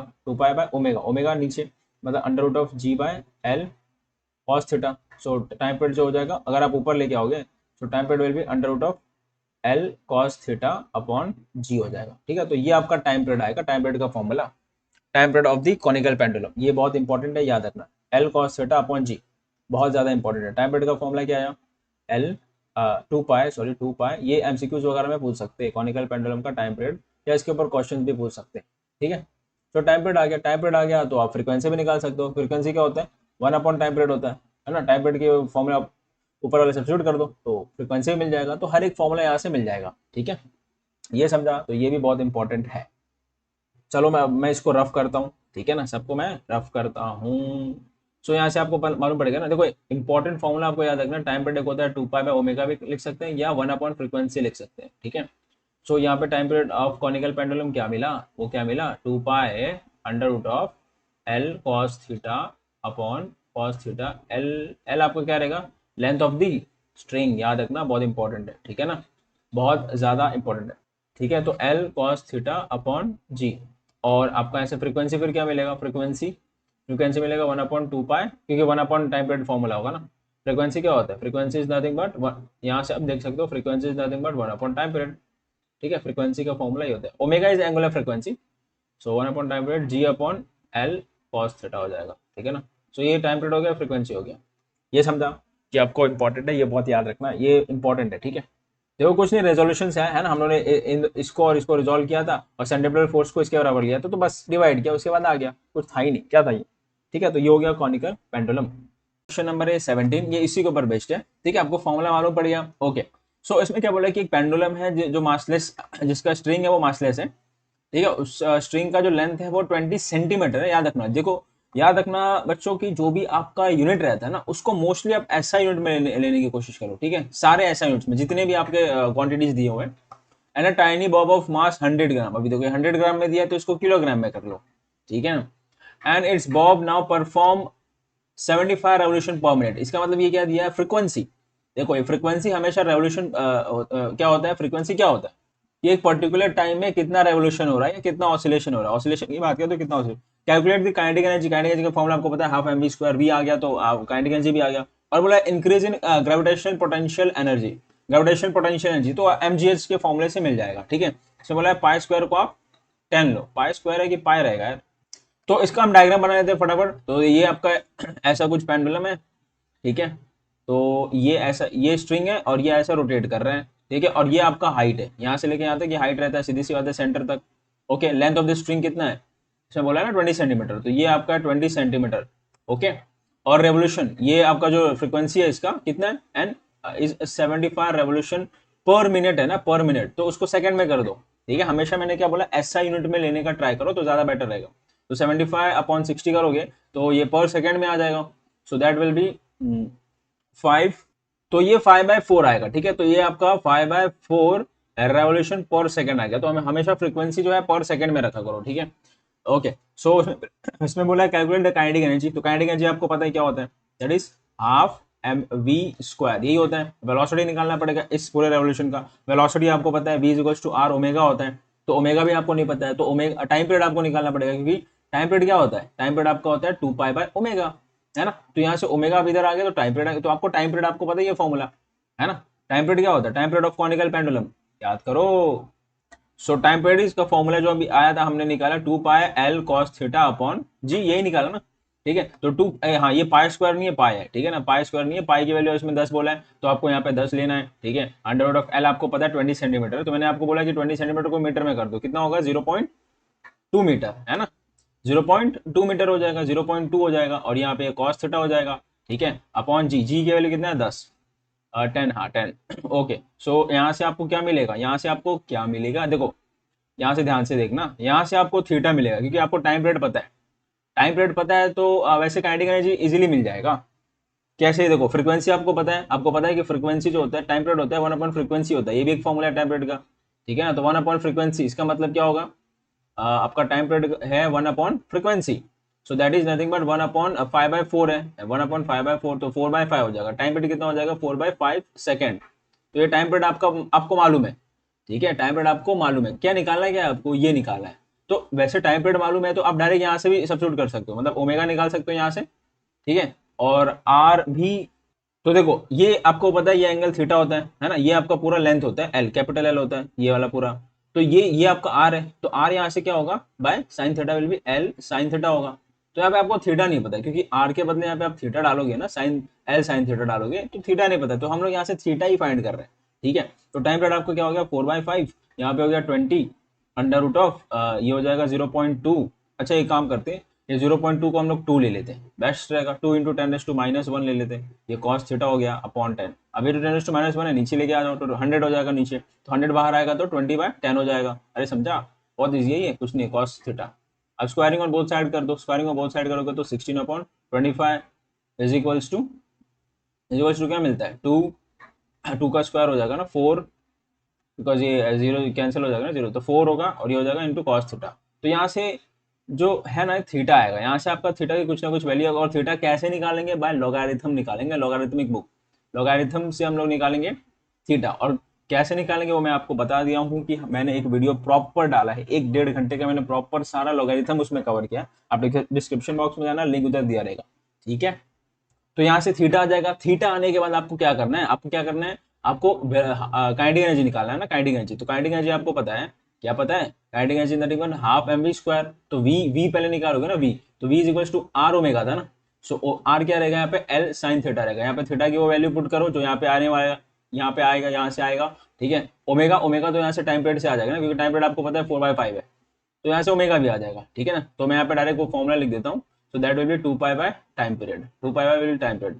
सो यहाँ से आपका v आ जाएगा, यहाँ से आपका v आ गया। तो काइनेटिक एनर्जी आपको पता है हाफ मास दिया, ये बॉब का मास है ना, टाइनी बॉब का मास 100 ग्राम है, तो किलोग्राम में कर लो, तो किलोग्राम में आप करोगे तो 0.1 होता है, ठीक है, इंटू वेलोसिटी जो ऊपर से आएगा, ये वेलोसिटी यहाँ से आएगा, तो काइनेटिक एनर्जी यहाँ से मिल जाएगा। अगला जो क्वेश्चन है, इंक्रीज इन पोटेंशियल एनर्जी कितना होगा, ठीक है। तो आपको क्या करना है, पोटेंशियल एनर्जी इंक्रीज मतलब क्या हो गया कि बेसिकली mgh लगाना है। तो ये इसमें पूरा फटाफट रफ करता हूँ इसको, ठीक है। काइनेटिक एनर्जी तो यहाँ से मिल जाएगा, अरे यार ये पूरा रफ कर दिया।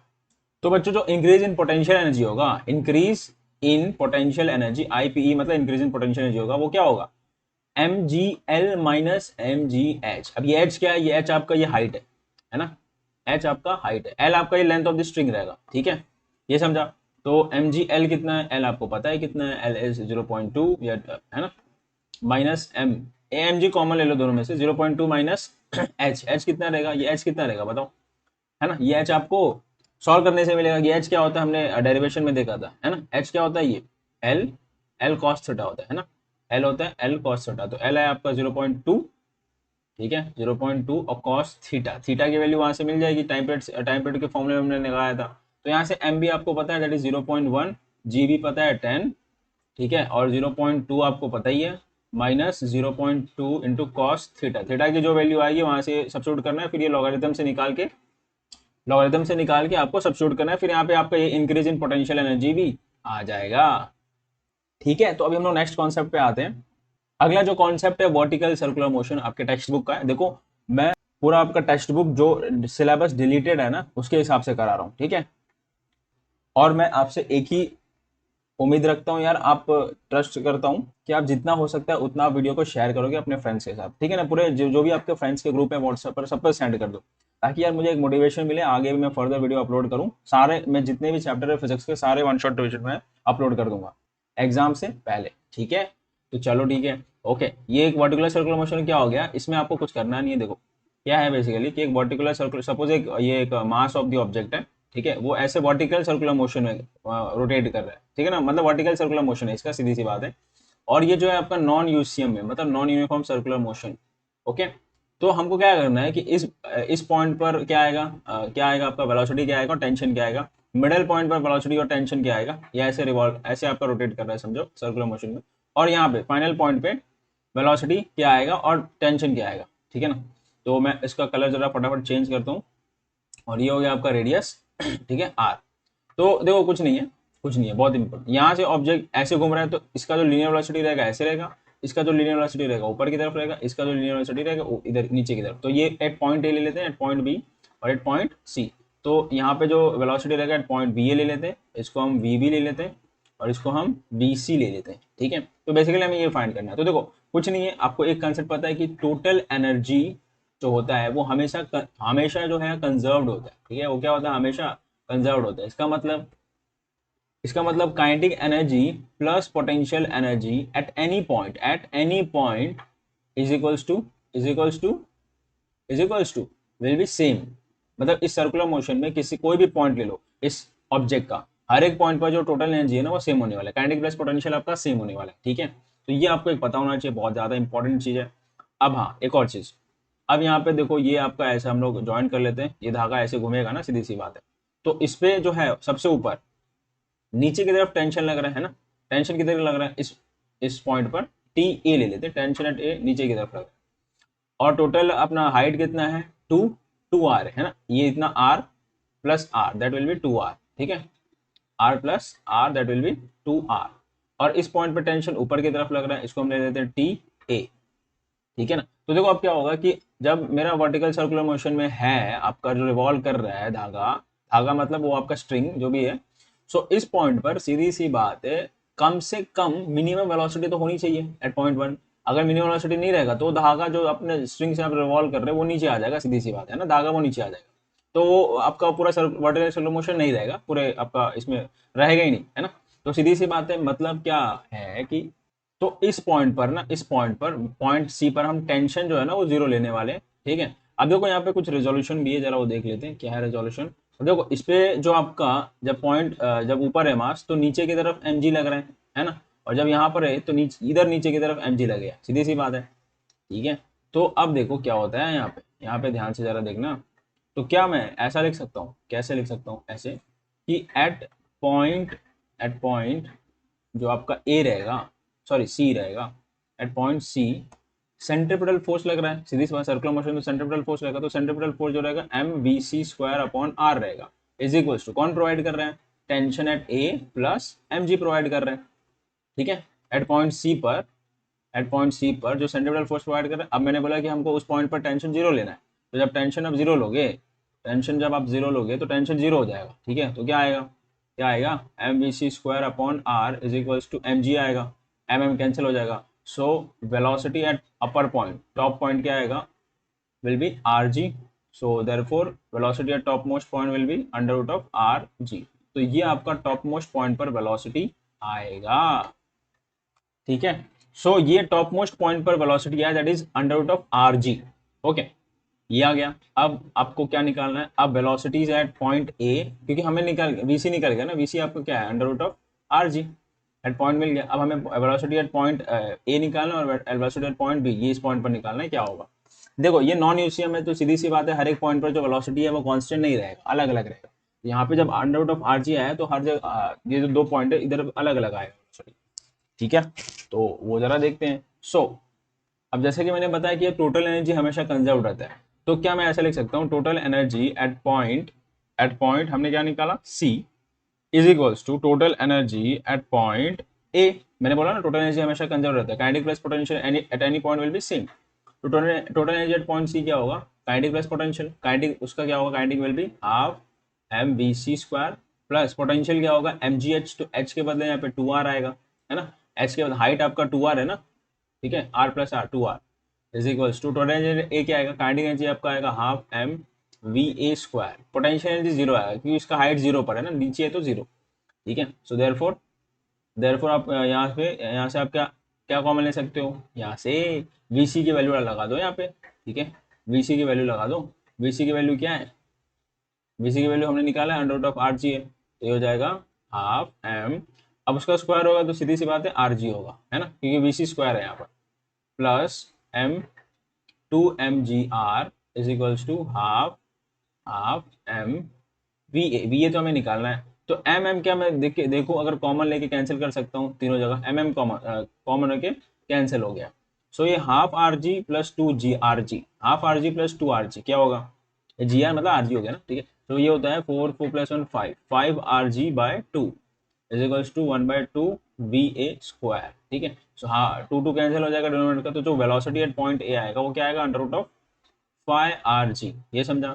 तो इस पॉइंट पर जो वेलोसिटी है वो क्या है आपका अंडर रूट ऑफ फाइव, देखो अलग आया, मैंने बोला था ना नॉन यूसीएम में तो अलग अलग आएगा, ये समझ गया। अब मैं इसको रफ करता हूँ, अब हम लोग पॉइंट बी पर निकाल लेते हैं वेलोसिटी क्या आएगा, ठीक है। सो मैं पॉइंट बी पर निकालने के लिए वही मैं कंसेप्ट लगाऊंगा, total energy at point C is equal to total energy point A. तो यहाँ पे मैं कंसेप्ट, तो इसको मैं रफ करता हूँ राइट साइड वाला, ठीक है, जो बी ए निकाला है उसको मैं रफ करता हूँ। सो मैं क्या लिख सकता हूँ एट पॉइंट, हम किसी पॉइंट की बात कर रहे हैं बी की बात, क्योंकि पॉइंट ए का तो हमने वेलोसिटी निकाल दिया, कितना आया था under root of five R G, ठीक है। अब बी पे वेलोसिटी क्या आएगा, सेम कंसेप्ट जो मैंने आपको बताया ना, टोटल एनर्जी हमेशा कंजर्व होता है, total energy at point C is equal to total energy at point B. ठीक है ना, फटाफट देखते हैं। Total energy at point C क्या आएगा, half M V C square plus M G two R, M जी एच के बदले टू आर लेंगे। ठीक है, total energy at point B क्या आएगा, मतलब फटाफट हो रहा है, half M V B square plus यहाँ पे आएगा M G R, at height पर है ना, एट हाइट आर तक है, यहाँ से यहाँ तक का डिस्टेंस जो है आर है। ठीक है, इतना समझ गया, ओके। अब वी सी स्क्वायर की वैल्यू लगा देते हैं, वी सी स्क्वायर की देखो एम कॉमन लेके कैंसिल कर देते हैं फटाक से ना, ये इधर भी कॉमन आएगा, कैंसिल हो जाएगा। ठीक है, सो वी सी का वैल्यू लगाऊंगा, वी सी का value under root of R जी, तो हाफ वी सी स्क्वायर है ना, तो हाफ आर जी हो जाएगा और यहाँ पे टू आर जी हो जाएगा, सॉरी बीच में प्लस है ना, एक मिनट, बीच में प्लस है तो इज इक्वल्स टू मैंने लिख दिया, अच्छा ये भी रफ हो गया क्या, कोई दिक्कत नहीं, कोई दिक्कत नहीं, plus two R G is equals to, यहाँ पे क्या हो जाएगा, V B half V B square plus R G. ठीक है, जी आर को मैंने आर जी कर दिया। ठीक है, अब ये आर जी जो है ये इधर आएगा, सीधी सी बात है, तो इधर आएगा तो माइनस हो जाएगा। सो ये कितना होगा, ये जब इधर माइनस होगा तो ये आर जी हो जाएगा, तो that is half R G plus R जी हो जाएगा। ठीक है ना, क्योंकि ये आर जी इधर आएगा तो माइनस हो जाएगा, तो माइनस कर देंगे हम लोग, ये हो जाएगा half V V square. So ये हो जाएगा two plus one three R G by two is equals to one by two V B square. So two cancel, तो वी बी क्या आपका आएगा, velocity at point B will be under root of three R G. ये समझा, ये समझा, okay. सो eight point जो हमारा मिड पॉइंट में जो वेलोसिटी है वो कितना है, under root of three R G. ये समझा, तो यही हमें निकालना था वर्टिकल सर्कुलर मोशन में। ठीक है, अब देखो टोटल एनर्जी है ना हर एक पॉइंट पर सेम आएगा, सीधी सी बात है। तो टोटल एनर्जी किसी भी पॉइंट का आप निकालो, पॉइंट ए का निकालो, पॉइंट बी का निकालो या पॉइंट सी का निकाल लो, आपका तीनों पर टोटल एनर्जी एक ही रहेगा। तो किसी भी एक पॉइंट का आप निकाल लो, ये रफ करूँ मैं, चलो ये पूरा रफ करता हूँ। ठीक है, पूरा मैं रफ करता हूँ। तो total energy at A is equal to total energy at B is equal to total energy at C. क्या आएगा, देखो किसी भी मैं पॉइंट किसी बात करता हूँ, चलो एक ही बात करता हूँ, तो पॉइंट ए में जो टोटल एनर्जी होगा वो क्या होगा, क्या होगा, वो होगा काइनेटिक प्लस पोटेंशियल, है ना, kinetic plus potential energy. So kinetic energy क्या होगा, उसका half M V A square plus potential तो जीरो हो जाएगा, सो ये हो जाएगा हाफ एम वी ए क्या है, under root of pi R g का स्क्वायर द होल स्क्वायर।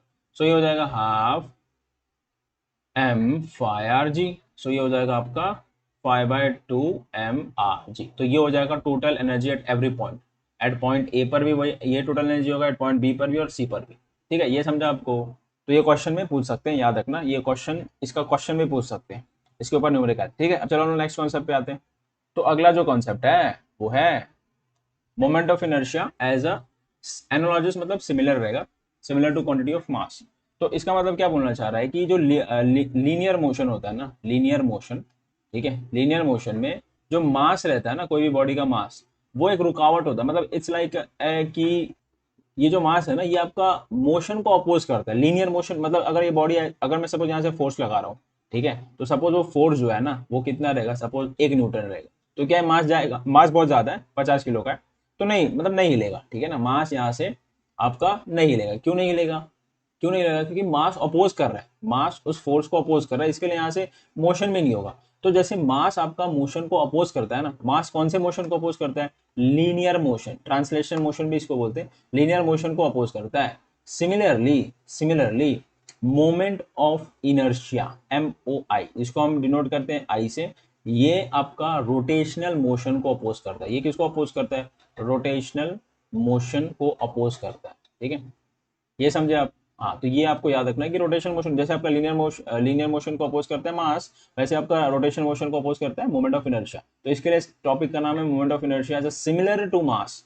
ठीक है, क्वांटिटी ऑफ मास, ये समझा, ओके। तो ये चीज समझ गया। अब हम लोग निकालते हैं, क्या निकालते हैं, अब हम लोग निकालने वाले kinetic energy of rotating body. तो उसमें आपका मोमेंट ऑफ इनर्शिया का फॉर्मूला आएगा। ठीक है, मोमेंट ऑफ इनर्शिया का जो फॉर्मूला आएगा ना kinetic energy of rotating body के बॉडी निकालने के बाद ही आएगा। चलो ठीक है, सो ये मैं क्या करता हूँ, इसको मैं इरेज कर देता हूँ फटाक से ना। ठीक है, सो चलो स्टार्ट करते हैं। अब देखो ये बॉडी को रोटेट कर रहा है, ठीक है, रोटेशन मोशन में यहाँ पे आपको देख सकते हैं बॉडी, तो एक एंगुलर वेलोसिटी से रोटेट कर रहा है। तो हम लोग ने तीन पार्टिकल लिया एक इस पॉइंट पर, क्योंकि जब बॉडी रोटेट करेगा तो सीधी सी बात है, बॉडी के अंदर जितने भी पार्टिकल्स हैं वो सारे रोटेट करेंगे। तो जब सारे रोटेट करेंगे तो पूरा बॉडी रोटेशन मोशन में रहेगा। तो हम लोगों ने कोई भी 3 पार्टिकल लिया, लेट्स से एक मास 1 पार्टिकल लिया, मास 2 पार्टिकल लिया और n, क्योंकि n नंबर ऑफ पार्टिकल है तो n ले लिया मैंने मास। तीनों का डिस्टेंस लिया from the axis of rotation, जिस एक्सिस से वो रोटेट कर रहा है ना उस एक्सिस से हमने डिस्टेंस ले लिया। इतना समझा? ओके। तो यहाँ पे देखो हम लोग बोला मैंने आपको देखो क्वेश्चन में आपको पूछ सकते हैं कि derive kinetic energy of rotating body. ठीक है, क्वेश्चन में क्या पूछेंगे? Derive kinetic energy of rotating body, ये याद रखना। तो kinetic energy of total kinetic energy जो होगा वो क्या होगा? Kinetic energy of body 1 plus kinetic energy, sorry kinetic energy of particle 1 plus kinetic energy of particle 2, क्योंकि हर एक पार्टिकल ऑर्डर करना है, plus dot dot dot dot kinetic energy of particle n। Okay, so kinetic energy of particle n क्या होगा? 1 क्या होगा? वो होगा हाफ m v1 स्क्वायर। ठीक है, देखो ये एक वेलोसिटी से चलेगा, ये एक वेलोसिटी से चलेगा। ठीक है, ये m1 एक वेलोसिटी से चलेगा ऊपर, m2 m ये भी आपका एक वेलोसिटी से चलेगा, ये भी आपका एक वेलोसिटी से चलेगा, है ना। सबकी अपनी अपनी वेलोसिटी होगी। इसको हम v1 ले लेते हैं, इसको हम vn ले लेते हैं, और इसको हम एक मिनट v2 को ले लेते हैं। ठीक है, इसको हम क्या लेते हैं? v2। ओके, इतना समझा? ओके, सो इसको हम लेंगे v2। तो ये हो जाएगा, ये कौन सा पेन है यार? ब्लू है ना? हाँ ब्लू। सो ये हो जाएगा हाफ, अरे यार ये कहाँ पे लिख रहा हूँ मैं, ये गड़बड़ हो गया, एक मिनट। हाँ, तो ये आपका हो जाएगा हाफ, ये क्या हो जाएगा? ये हो जाएगा हाफ हाफ m, ये m1 ले लेते हैं, m1 m2 v2 square plus dot dot dot dot, क्योंकि काइनेटिक एनर्जी यही होता है ना, काइनेटिक एनर्जी mn vn तो स्क्वायर। ओके, अब अच्छा, अब क्या होगा? अब हमें हाफ कॉमन लेना पड़ेगा। जब हाफ हम कॉमन लेंगे तो अंदर क्या बचेगा? नहीं नहीं, एक और चीज, अभी हाफ कॉमन नहीं लेना है यहाँ पे। ठीक है, अच्छा, लीनियर वेलोसिटी और ओमेगा, इसको हम बोलते हैं एंगुलर वेलोसिटी, इन दोनों में रिलेशन क्या है? देखो यहाँ पे जो ओमेगा है ना ये कांस्टेंट रहेगा, याद रखना, ये कॉन्स्टेंटली रोटेट करा, मतलब ये जो बॉडी रहेगा रोटेशन मोशन, ये किस में रहेगा? ये यूनिफॉर्म सर्कुलर मोशन में रहेगा, है ना। हर एक पार्टिकल जो है यूनिफॉर्म सर्कुलर मोशन में रहेगा, क्योंकि इसका ओमेगा कांस्टेंट है। तो वी और ओमेगा के बीच का रिलेशन क्या है? v equals to R omega, ये आपको पता ही है। तो हमको हमको यहाँ पे क्या लगाना है? m1 हो गया, v1 आपका रहेगा r1 ओमेगा स्क्वायर। अब यहाँ पे ओमेगा 1 नहीं आएगा, क्यों नहीं आएगा? क्योंकि मैंने बोला हर एक पार्टिकल सेम ओमेगा से अपना रोटेट कर रहा है। ठीक है, तो यहाँ पे हाफ m2, ये हो जाएगा r2। देखो डिस्टेंस तो हर एक पार्टिकल का अलग अलग है, तो इसके लिए हम r1 r2 लेंगे, हो जाएगा omega square plus plus dot dot dot dot half. ठीक है, एम एन वी एन आपका रहेगा आर एन ओमेगा स्क्वायर। ठीक है, सो ये हो जाएगा, ये क्या हो जाएगा? इसमें से कॉमन कॉमन क्या आएगा? हाफ ओमेगा स्क्वायर कॉमन आएगा। ठीक है, ओके। अच्छा एक मिनट है, ये स्क्वायर था ना, v1 स्क्वायर है तो दोनों पे स्क्वायर होगा ना यार, क्या है, मैं एक ही पे स्क्वायर डाल रहा हूँ, ओमेगा पे स्क्वायर डाल रहा हूँ। ठीक है, इतना समझा? ओके, सो अब इसमें हाफ ओमेगा स्क्वायर कॉमन है, हाफ ओमेगा स्क्वायर कॉमन है, तो अंदर क्या बचेगा? m1 r1 square plus m2 r2 square plus dot dot dot dot dot mn rn का स्क्वायर। इतना समझा? ओके। अब ये जो आपका ये है ना, ये जो ब्रैकेट में, यही है आपका मोमेंट ऑफ इनर्शिया। ये क्या है आपका? ये है आपका मोमेंट ऑफ इनर्शिया, जिसको हम किससे डिनोट करते हैं? इसको मैं साइड में लिखता हूँ एरो बना के। ये है आपका मोमेंट ऑफ इनर्शिया, जिसको हम आई से डिनोट करते हैं। मोमेंट ऑफ इनर्शिया को किससे डिनोट करते हैं? आई। तो ये है basically summation of M R square, summation of M R square. तो ये आपका होता है मोमेंट ऑफ इनर्शिया। समेशन मतलब सबका एडिशन, सबका एडिशन, हर एक मतलब एम इंटू आर स्क्वायर का प्रोडक्ट करेंगे और उसका सबका एडिशन करेंगे, उसमें जितने भी पार्टिकल हमने लिया है सबका एडिशन करेंगे। ठीक है, तो ये हो जाएगा आपका मोमेंट ऑफ इनर्शिया। तो इसके बदले हम क्या डालते हैं? Half I omega square. तो ये kinetic energy of rotating body जो आता है ना, हम लोग आर ले लेते हैं, rotating R. Kinetic energy of rotating body जो आता है वो क्या आता है? Half I omega square. तो यहाँ से हम लोग ये देखते हैं, यहाँ से हम क्या देखते हैं कि जो kinetic energy of linear motion जो रहता है वो क्या रहता है? हाफ एम वी स्क्वायर रहता है ना, ये होता है हाफ एम वी स्क्वायर। तो यहाँ पे क्या होगा? यहाँ पे हम देखते हैं कि जो v है, मतलब लीनियर वेलोसिटी है, वो एंगुलर वेलोसिटी से अपना रिप्लेस हो जाता है रोटेशन मोशन में, और जो मास है वो आपका मोमेंट ऑफ इनर्शिया से रिप्लेस हो जाता है रोटेशनल मोशन में। तो ये आपका जो टॉपिक है ना, moment of inertia as analog similar to quantity of mass, ये आपका यही टॉपिक है। ठीक है, ये समझा? तो kinetic energy of rotating body क्या आया? ये बहुत इंपॉर्टेंट फॉर्मूला, याद रखना, बहुत ज्यादा क्वेश्चंस में आ सकते हैं। ठीक है, ये समझा? तो ये आपका डिराइव भी आ सकता है, derive kinetic energy of rotating body. Okay, it is very very important. ये समझा बच्चों? अब हम लोग नेक्स्ट टॉपिक पे आते हैं। ठीक है, ये बहुत इंपॉर्टेंट है। अगला सारे टॉपिक इंपॉर्टेंट है। तो अगला रेडियस ऑफ गायरेशन। अरे रेडियस ऑफ गायरेशन कुछ नहीं, आपको पता है कि मोमेंट ऑफ इनर्शिया क्या होता है, याद रखना बहुत इंपॉर्टेंट है। Summation of M R square, ये आपका होता है मोमेंट ऑफ इनर्शिया। ठीक है, किसी भी बॉडी का मोमेंट ऑफ इनर्शिया मतलब जो रोटेटिंग बॉडी है वो यही होगा, summation of M R square. लेकिन अलग अलग बॉडी का अलग अलग मोमेंट ऑफ इनर्शिया होता है। ठीक है, तो ये तो हमने एक रैंडम बॉडी लिया था कोई भी। चलो ठीक है, रेडियस ऑफ गायरेशन क्या होता है, कुछ नहीं होता है। अब देखो क्या होता है कि कुछ नहीं मतलब होता है, इसको हम लोग रेडियस ऑफ गायरेशन को हम लोग के से डिनोट करते हैं। अब रेडियस का मतलब आपको समझ में आ रहा है ना, हाँ तो वैसे ही है कुछ कि इसमें क्या होगा कि कोई भी एक सपोज बॉडी है, कोई भी एक रैंडम बॉडी है, तो इसमें क्या होता है कि हम लोग उस बॉडी का ना, उस बॉडी का होल मास, होल मतलब फुल मास जो है एक जगह पे कॉन्सेंट्रेटेड लेते हैं यहाँ पर। ठीक है, मैंने क्या बोला कि इस पूरे बॉडी का जो मास है ना वो यहाँ पर हम लोग लेते हैं। ठीक है, यहाँ पे हम लोग कैपिटल एम से मास लेंगे। ओके, अब ये जो बॉडी है सपोज यहाँ से रोटेट कर रहा है, इस एक्सिस से रोटेट कर रहा है। ओके, तो इस एक्सिस से जो उसका रेडियस होगा या डिस्टेंस होगा, बेसिकली डिस्टेंस, ठीक है, तो वो हम लोग के लेंगे, वो आर के बदले हम लोग क्या लेंगे, के। तो ये के ही आपका रेडियस ऑफ गायरेशन होता है। मतलब रेडियस ऑफ गायरेशन कब आएगा, जब किसी भी बॉडी का अपने पूरा होल मास, फुल मास जो है एक जगह पे कॉन्सेंट्रेटेड किया है, मतलब आपने यहाँ पे कॉन्सेंट्रेटेड मास किया है, तो उस बॉडी का, उस मास का जो डिस्टेंस रहेगा from the centre of axis of rotation, वो हम लोग के से लेते हैं, जो कि होता है आपका रेडियस ऑफ गायरेशन। तो कुछ नहीं होता, तो यही होता है जो मोमेंट ऑफ इनर्शिया रहेगा ना, वो यहाँ पे समेशन के बदले रिप्लेस हो जाता है एम एम के स्क्वायर से रिप्लेस हो जाता है। ठीक है ना, जैसे समेशन ऑफ एम, जैसे समेशन हम लोग क्यों लगाते हैं, क्योंकि बहुत सारे मास और मास इंटू रेडियस अपना डिस्टेंस वाले रहते हैं ना, तो सबका एडिशन हम लोग लगाते हैं। बट यहाँ पे तो हम लोगों ने एक ही लिया है मास, कॉन्सेंट्रेटेड मास लिया है ना, तो उसके हम लोग कैपिटल एम के स्क्वायर लगाएंगे। तो यहाँ से के क्या हो जाएगा, K square will be I by M, I upon M. So ऐसे रेडियस ऑफ गायरेशन जो होगा under root of I by M. ठीक है, ये समझा, तो यही आपका रेडियस ऑफ गायरेशन है और कुछ नहीं। रेडियस ऑफ गायरेशन हम लोग कब लेंगे, जब आपका पूरे फुल बॉडी का, होल बॉडी का जो रोटेट कर रहा है, ठीक है, जो रोटेट कर रहा है उस बॉडी का एक जगह पे मास हम लोग कॉन्सेंट्रेटेड मास लेंगे। मतलब हर जगह मास डिस्ट्रीब्यूटेड नहीं है, यहाँ पे हम लोग पूरे बॉडी का एक जगह पे मास लेंगे और उसका जो डिस्टेंस रहेगा फ्रॉम एक्सिस ऑफ रोटेशन वो के रहेगा। तो यहाँ पे आपका वो के जो है रेडियस ऑफ गायरेशन रहेगा। ठीक है, अब चलो हम लोग नेक्स्ट टॉपिक पे आते हैं। नेक्स्ट टॉपिक है आपका थ्योरम ऑफ, ये भी बहुत इंपॉर्टेंट है, parallel axis and theorem of perpendicular axis. So this is very very important, ये याद रखना। तो ये एग्जाम्स में पूछ सकते हैं, वैसे तो ये चैप्टर में काफी चीजें इंपॉर्टेंट है। ठीक है, रोटेशनल डायनामिक्स में। ओके, तो पहले आपका थ्योरम ऑफ पैरेलल एक्सिस। इसका मतलब क्या है कि अगर सपोज कोई भी एक रैंडम बॉडी है किसी भी शेप का, ठीक है, तो अगर वो सपोज ये वाले एक्सिस से रोटेट कर रहा है, एम एक्सिस से रोटेट कर रहा है, तो ये जो मोमेंट ऑफ इनर्शिया होगा, लेट्स से हम लोग आईओ, आईओ कहते हैं। ठीक है, हम लोग क्या कहेंगे, आईओ। तो इसमें जो प्रूफ करना है वो moment of inertia through this axis, मतलब इसको आप सेंटर ऑफ एक्सिस भी कह सकते हैं, I O is equals to moment of inertia through the axis parallel to this axis. मतलब ये जो एक्सिस है ना आपका एम, ये वाला एक्सिस एम एक्सिस के वो पैरेलल रहेगा, मतलब ए वाला एक्सिस।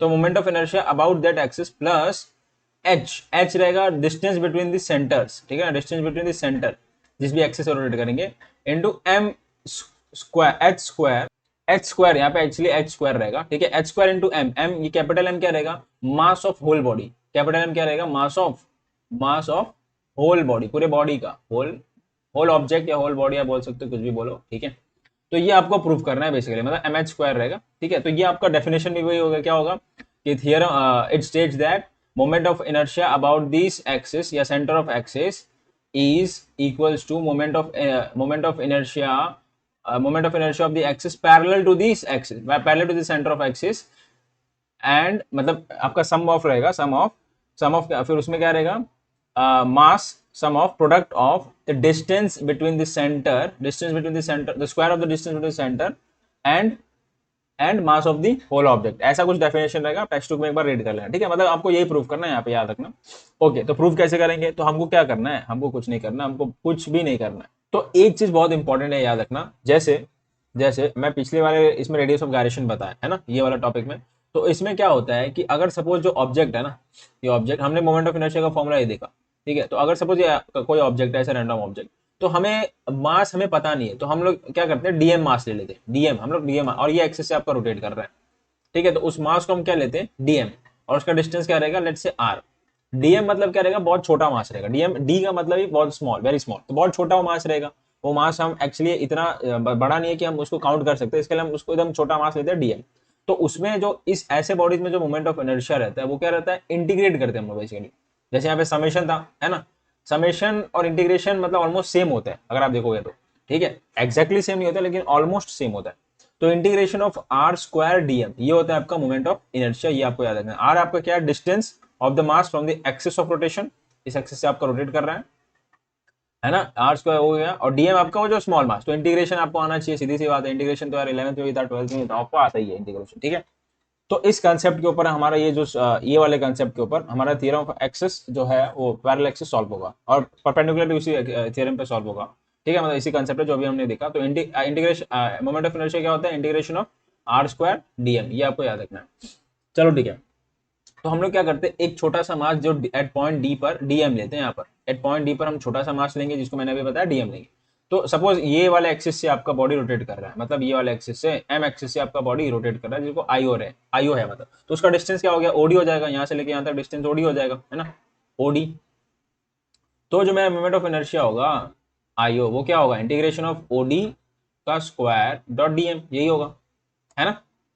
अब देखो इसको मैं क्या लिख सकता हूँ, इसको मैं ओडी को मैं क्या लिख सकता हूँ, by Pythagoras theorem O N याद रखना, ये आपने ज्योमेट्री ड्रॉ किया, डीएन जो है परपेंडिकुलर ज्योमेट्री ऐसे ज्योमेट्री ड्रॉ किया, इसको एक्सटेंड करके सीएन को एक्सटेंड करके ज्योमेट्री ऐसे परपेंडिकुलर आपने ड्रॉ किया, तो O N square plus D N square, है ना, ऐसा मैं लिख सकता हूँ डीएम।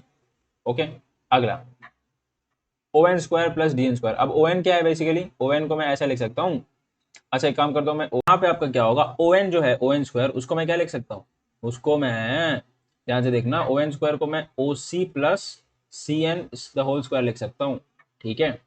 सो प्लस डी एन स्क्वायर, ये एज इट इज रहेगा ऐसे, सॉरी ये वाला ब्रैकेट है ना, डी एन, इतना समझा, ओके। अगला स्टेप है, अब ये इस फॉर्मूला को अप्लाई कर दो, यहाँ पे ओ सी स्क्वायर हो जाएगा plus two A plus B the whole square, फिर टू ओ सी हो जाएगा, और ये सी एन हो जाएगा, two into A into B plus C N square, ठीक है, अब प्लस डी एन स्क्वायर, ठीक है, प्लस डी एन स्क्वायर, ये समझा, हाँ ठीक है, इस ब्रैकेट को हटा दो, ये ब्रैकेट डाल दो, ठीक है, ये समझा। तो ये मैंने फॉर्मूला अप्लाई कर दिया, ये मैंने इसका A plus B the whole square का फॉर्मूला अप्लाई कर दिया, ठीक है। सो अब आगे देखो ध्यान से, अब आगे देखो क्या होता है, आगे क्या होगा, क्या मैं ओ सी स्क्वायर, ओ सी क्या है बेसिकली, ओ सी क्या है, एक काम करता हूँ मैं, integration of O C square dot D M, अब सबको मैं डीएम मीडियम दे देता हूँ, ठीक है, plus integration of two O C dot C N, ठीक है, डॉट डी एम भी है साथ में, और ये वाला जो पार्ट है ना, ये वाला पार्ट, अब इन दोनों का एडिशन क्या होगा basically, C N square plus D N square, C N square plus D N square क्या होगा, क्या मैं सी डी स्क्वायर लिख सकता हूँ इसको बाय पाइथागोरस थ्योरम, है ना, तो plus integration of C D the whole square dot D M, अरे समझा, बिल्कुल। सो ये ओ सी स्क्वायर हो जाएगा, बेसिकली एच स्क्वायर होगा, तो एच तो कांस्टेंट टर्म है वो बाहर आ जाएगा, तो इंटीग्रेशन ऑफ डीएम हो जाएगा, ठीक है। अब देखो यहाँ पे मैंने आपको बताया, तो क्या बताया था कि जो एम है ना, एम क्या है, capital M, mass of whole body, है ना, मास ऑफ होल बॉडी या होल ऑब्जेक्ट, ये मैंने आपको बताया था, ठीक है। सो प्लस ओ सी आपका क्या होगा, एच होगा, so integration of two into H into C N तो कुछ भी नहीं है यहाँ पे, है ना, किसी भी पार्टिकल का डिस्टेंस नहीं है, क्योंकि हमने पार्टिकल डी को लिया है ना, एन को तो लिया नहीं, एन पे तो ज्योमेट्री ड्रॉ किया है। सो ये हो जाए सी डी आपका क्या हो जाएगा, सी डी, ठीक है, integration of C D the whole square dot D M, okay. अब अगला कंसेप्ट, अगला ध्यान से देखना, अगला मैं ऊपर का रफ कर रहा हूँ, ठीक है, मैं ऊपर का पार्ट जो है रफ कर रहा हूँ, इतना समझा, ओके। सो ये मैं ऊपर का जरा रफ कर दूँ, क्योंकि यहाँ पे मुझे आंसर निकालना है, ठीक है। सो ये भी पार्ट में रफ कर देता हूँ, ठीक है, ये समझ गया ना इंटीग्रेशन वाला, ओके। सो अभी दे रहा ध्यान से देखो, ध्यान से सो अभी क्या कर लिख सकता हूँ मैं, यहाँ पे लिखता हूँ, क्या ये H square integration of DM को मैं एच स्क्वायर, ठीक है, एच स्क्वायर हम लोग निकाल क्या रहे थे, आई ओ निकाल रहे थे ना, I moment of inertia through O, है ना, थ्रू ओ, पॉइंट ओ है, सेंटर भी इसको बोल सकते हैं, centre of action, H square DM का हो सकता है एम, और प्लस अब ये जो पूरा पार्ट है ना, क्योंकि टू एच तो कांस्टेंट है वो बाहर आएगा, सी एन का इंटीग्रेशन क्या होगा, कुछ भी नहीं होगा, क्योंकि सी एन आपका कोई भी पार्टिकल नहीं है ना, ये समझे, तो ये जीरो हो जाएगा, इसका पूरा ये हो जाएगा integration zero, plus C D integration of C D square dot D M, क्या मैं इसको moment of inertia through C लिख सकता हूँ, है ना, थ्रू एक्सिस, क्योंकि ये सी डी का स्क्वायर है ना, ये आपका डिस्टेंस है सी डी, ये समझा। तो देयरफॉर हैंस आई ओ अपना moment of inertia through O axis या centre of axis is equals to moment of inertia to the axis parallel to the centre of axis plus distance plus mass of whole body plus product of mass of whole body and distance between the centers, distance between the square of the distance between the centers। ये आपका ऐसा कुछ definition रहेगा, आप text book में एक बार read कर लेना डेफिनेशन, ठीक है। ये तो मैंने खुद से बना के बोला, ये समझा आपको। तो ये हो गया यहाँ पे प्रूफ, हैंड्स आप क्या बोलोगे, हैंड्स प्रूफ, ठीक है, हैंड्स प्रूफ, ये समझा, ओके। तो यहाँ पे आपको यही प्रूफ करना था थ्योरम ऑफ पैरेलल एक्सिस में। अब हम लोग आते हैं परपेंडिकुलर एक्सिस पे, ठीक है। अगला है आपका परपेंडिकुलर एक्सिस। इसमें कुछ है नहीं, बहुत ज्यादा इजी है थ्योरम ऑफ परपेंडिकुलर एक्सिस। इसमें क्या है कि आपको बताना है कि सपोज ये कोई भी एक ऑब्जेक्ट है, आपका ये ऑब्जेक्ट जो है रिवॉल्व रोटेट करेगा, तो सपोज आपका एक जेड जेड एक्सिस से रोटेट करेगा, ठीक है। और मैं बोल दूं आपका, फिर उसके बाद अगर आपका वाई एक्सिस से रोटेट करे इस डायरेक्शन में, मतलब ऐसे रोटेट करे, ठीक है, ऐसे आपका रोटेट करे, है ना, आपको समझ गया। फिर उसको छोड़ दो आप, फिर आपका एक्स एक्सिस से रोटेट करे, मतलब ठीक है, मतलब तीनों देखा जाए म्यूचुअली परपेंडिकुलर ऐसे रोटेट करे, तो ये तीनों आपका तीन तरीके से, मतलब तीन एक्सिस से आपका रोटेशन यहाँ पे हो सकता है। तो यहाँ पे आपको प्रूव क्या करना है कि moment of inertia through Z axis जो होगा, वो होगा moment of inertia through X axis plus moment of inertia through Y axis, ठीक है। मतलब इसका डेफिनेशन क्या हो सकता है कि moment of inertia about the Z axis is equals to sum of the moment of inertia of two mutually perpendicular axes, that is x axis and y axis, ठीक है। ऐसा इसका कुछ डेफिनेशन रहेगा, आप एक बार टेक्स्ट बुक में read कर लेना, या नोट्स होगा तो नोट्स डायरीज वगैरह में देख लेना, ठीक है। तो ये हमको प्रूव करना है, यही चीज हमको प्रूव करना है, ठीक है। अब चलो ठीक है, इतना तो आपको समझ में आ गया। अब देखो, अब क्या है कि मैंने यहाँ पे एक point P mass small M लिया है, इसको हम डीएम कह देते हैं। पॉइंट पी पर हमने छोटा सा मास लिया है, तो जो y एक्सिस से वो ऐसा परपेंडिकुलर एक्सिस यहाँ से परपेंडिकुलरली जो डिस्टेंस रहेगा वो यहाँ से बना रहा है, जिसको हम x, जो कि x के बराबर होगा, ठीक है। और जो z axis sorry x axis से जो ये पॉइंट P है, वो y डिस्टेंस बना रहा है, ठीक है। आप समझिए, y डिस्टेंस है इस पॉइंट से, अरे समझा, हाँ इस पॉइंट से। तो सीधी सी बात है, ये इतना डिस्टेंस x होगा, है ना, इसके पैरेलल रहेगा वो, तो ये डिस्टेंस x रहेगा, x एक्सिस के पैरेलल रहेगा तो x ही लेंगे ना। और ये वाला ये y एक्सिस के पैरेलल है तो y लेंगे। और ये डिस्टेंस को OP जो रहेगा हम OP रखते हैं, ठीक है। तो जो यहाँ पे moment of inertia through Z axis होगा, बहुत इजी है, बहुत कुछ नहीं है इसमें। वो क्या होगा, क्योंकि हमने जो डिस्टेंस लिया वो OP लिया है, OP स्क्वायर डॉट डीएम होगा, है ना। Moment of inertia through x axis OP square dot DM. आप देखो ध्यान से, क्या OP स्क्वायर को मैं, क्योंकि याद रखना ये परपेंडिकुलर है, ये आपका क्या यहाँ पे भी परपेंडिकुलर है और यहाँ पे भी परपेंडिकुलर है, नहीं समझा, ठीक है। वो आपका क्या है, एक मिनट को, तो यहाँ पे भी परपेंडिकुलर है और यहाँ पे भी, जो मैंने अभी रफ किया, ओके, दूसरे पेन से कर देता हूँ, क्या दिक्कत है, कोई दिक्कत वाली बात नहीं है। तो यहाँ पे भी परपेंडिकुलर है और यहाँ पे भी परपेंडिकुलर है। तो ओपी को है, कोई भी मैं एक ट्राइंगल ले लेता हूँ, दो ट्राइंगल यहाँ पे बन रहे हैं, तो मैं एक ट्राइंगल कोई भी लेता हूँ, लेट से OMP लेता हूँ, OMP ट्राइंगल OMP में लेता हूँ, ठीक है ना। सो उस ट्राइंगल में आप देखोगे तो ओपी जो स्क्वायर है, क्या मैं उसको ऐसा लिख सकता हूँ, OM square plus plus plus MP square, है ना, डॉट डीएम, ओके। सो ये हो गया आपका integration of OM square dot DM, ठीक है, plus integration of MP square dot DM, है ना। अब क्या हो गया, इंटीग्रेशन ऑफ OM स्क्वायर क्या है, OM बेसिकली आपका x एक्सिस है ना, x।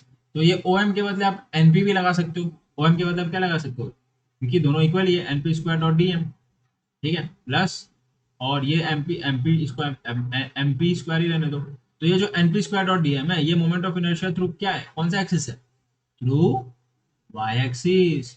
और ये जो MP स्क्वायर डॉट डीएम है, ये moment of inertia through x axis, hence हो गया ना प्रूफ। बस यही आपको प्रूफ करना था। Therefore moment of inertia through z axis is equals to the sum of moment of inertia sum of the moment of inertia of two mutually perpendicular axis, ठीक है। तो ऐसा कुछ आपका डेफिनेशन रहेगा, ये समझा। ये बहुत कुछ नहीं था इसमें, दो तीन लाइन ही, ठीक है, ये समझा। वैसे तो पैरेलल एक्सिस का ज्यादा आता है, परपेंडिकुलर एक्सिस का बहुत कम आता है, आगे भी तो एक मार्क का आएगा, ये दो, ओके। चलो ये आपका कुछ नहीं था। अब हम लोग अगला टॉपिक पे आते हैं, एंगुलर मोमेंटम और मोमेंट ऑफ लीनियर मोमेंट, दोनों का एक ही चीज, दोनों का एक ही नाम है। मोमेंट ऑफ लीनियर मोमेंटम को आप एंगुलर मोमेंटम भी कह सकते हो, ओके। तो हमें निकालना क्या है कि जब बॉडी रोटेट करेगा तो एंगुलर मोमेंटम क्या आएगा, ओके। अब जैसा बॉडी लीनियर मोशन में रहता है, एक मिनट जरा, ये क्या हो रहा है, जब बॉडी आपका लीनियर मोशन में, सपोज ये बॉडी आपका स्ट्रेट मोशन में चल रहा है, मास इसका मास है, ठीक है। तो स्ट्रेट मोशन एक वेलोसिटी चल रहा है, तो इसका लीनियर मोमेंटम क्या होता है बताओ जरा, जो लीनियर मोमेंटम होगा मास इनटू वेलोसिटी होता है। तो सिमिलर जब बॉडी रोटेट करेगा तो एंगुलर मोमेंटम क्या आएगा, एंगल देखो, एंगुलर मोमेंटम यहाँ से आप क्या बोल सकते हो, एल, क्योंकि एंगुलर मोमेंटम को हम लोग एल से डिनोट करते हैं, किसे डिनोट करते हैं, एल से, याद रखना। सीधी सी बात है, अगर मैं डायरेक्ट बताऊं तो मास के बदले इनर्शिया आता है रोटेटिंग बॉडी में, और वेलोसिटी के बदले ओमेगा आता है, ये आने वाला है एंगुलर मोमेंटम, है ना। यही आने वाला है, सीधी सी बात है ना, एंगुलर मोमेंटम ये आएगा in terms of inertia, moment of inertia. Okay, तो बस हमें वही निकालना है, ये समझा। अब देखो, अब यहाँ पे सेम जैसा हमने लिया था पिछले डायग्राम में कि यहाँ पे जब बॉडी रोटेट कर रहा है, ओमेगा ओमेगा यहाँ पे कांस्टेंट रहेगा, ठीक है, ओमेगा यहाँ पे क्या रहेगा, कांस्टेंट रहेगा। जब बॉडी रोटेट कर रहा है तो हमने तीन पार्टिकल ले लिया उस बॉडी के अंदर, उस पार्ट ऑब्जेक्ट के अंदर, m1 m2 और यहाँ पे m1 mn। तो सीधी सी बात है, अब बताओ, अब बताओ, बॉडी जब रोटेट कर रहा है तो एक एंगुलर मोमेंटम का हमने फॉर्मूला देखा हुआ है पहले, अगर आपको पता होगा तो, वो है angular momentum is vector quantity, वो होता है आपका आर क्रॉस पी, ये होता है P is linear momentum, R is radius, ये होता है एंगुलर मोमेंटम और लीनियर मोमेंटम में रिलेशन होता है। तो ये जो होता है L is equal to R cross P, cross को हटाते तो हम लोग क्या लगाते हैं, आर पी, क्रॉस को हटाते तो क्या लगाते हैं, वेक्टर प्रोडक्ट, वेक्टर प्रोडक्ट में साइन थीटा लगाते हैं। और यहाँ पे थीटा जो है 90 डिग्री होता है, थीटा जो है आर और पी के बीच का एंगल रहता है, मतलब रेडियस जो आर है आपका डिस्टेंस या रेडियस हो सकता है, डिस्टेंस बोलो या रेडियस बोलो, ठीक है, क्योंकि सर्कुलर मोशन में आपका एंगुलर मोमेंटम में आपका आर जो रहेगा मोस्टली हम रेडियस ही भी रहते हैं, या डिस्टेंस भी ले लो, कोई दिक्कत नहीं। तो जो डिस्टेंस है और जो लीनियर मोमेंटम है दोनों के बीच में 90 डिग्री रहता है। देख लो यहाँ पे आप देख सकते हो, ये जो आपका R1 है वो ऐसे, और जो इसका लीनियर मोमेंटम होगा इस मास M1 का वो ऐसे होगा, है ना, सीधी सी बात है, ऐसे होगा। तो दोनों के बीच में कितना है, 90 डिग्री। तो ये थीटा यहाँ पे 90 डिग्री, तो ये क्या हो जाता है, आरपी हो जाता है, ठीक है, क्योंकि थीटा 90 साइन 90 वन होगा, ठीक है। तो एल आपका क्या होता है in terms of magnitude R into P होता है। तो आपको हर एक पार्टिकल का मोमेंटम निकालना, ये तो आपका P1 हो गया पार्टिकल लीनियर मोमेंटम, ये हो गया P2 का पार्टिकल, P2 पार्टिकल का लीनियर मोमेंटम, और ये Pn हो जाएगा, ठीक है। सो टोटल जो रोटेशनल लीनियर मोमेंटम होगा वो क्या होगा, linear momentum of particle one plus, sorry हाँ, linear angular momentum of particle one, क्योंकि ये भी सर जब बॉडी रोटेट करेगा तो पार्टिकल भी तो रोटेशन में रहेगा ना, तो angular momentum of particle one plus angular momentum of particle two plus dot dot dot angular momentum of particle N particle तक रहेगा। तो हमको पता है फ्रॉम अबव फॉर्मूला ये क्या रहेगा, R1 P रहेगा, P1 प्लस ये रहेगा आपका R2 P2, अरे समझा, plus dot dot dot dot dot ये रहेगा RN PN, अरे समझा, फॉर्मूला लगा ऊपर से, ये वाला फॉर्मूला लग गया हर एक पार्टिकल के लिए। तो अब देखो P, तो P है आपका लीनियर मोमेंटम का फॉर्मूला क्या है, mass into velocity, mass into velocity, mass into, देखो यही आपका आने वाला है angular momentum in terms of moment of inertia. So ये हो जाएगा R1, ये पी M1 V1 हो गया, ठीक है। अच्छा, V और ओमेगा के बीच के, क्योंकि ओमेगा इसमें ओमेगा वाला से घूम रहा है तो ओमेगा के टर्म में लाना जरूरी है, V is equals to R omega, ठीक है। So plus R2 M2 V2, okay, plus dot dot dot dot RN MN VN, okay okay.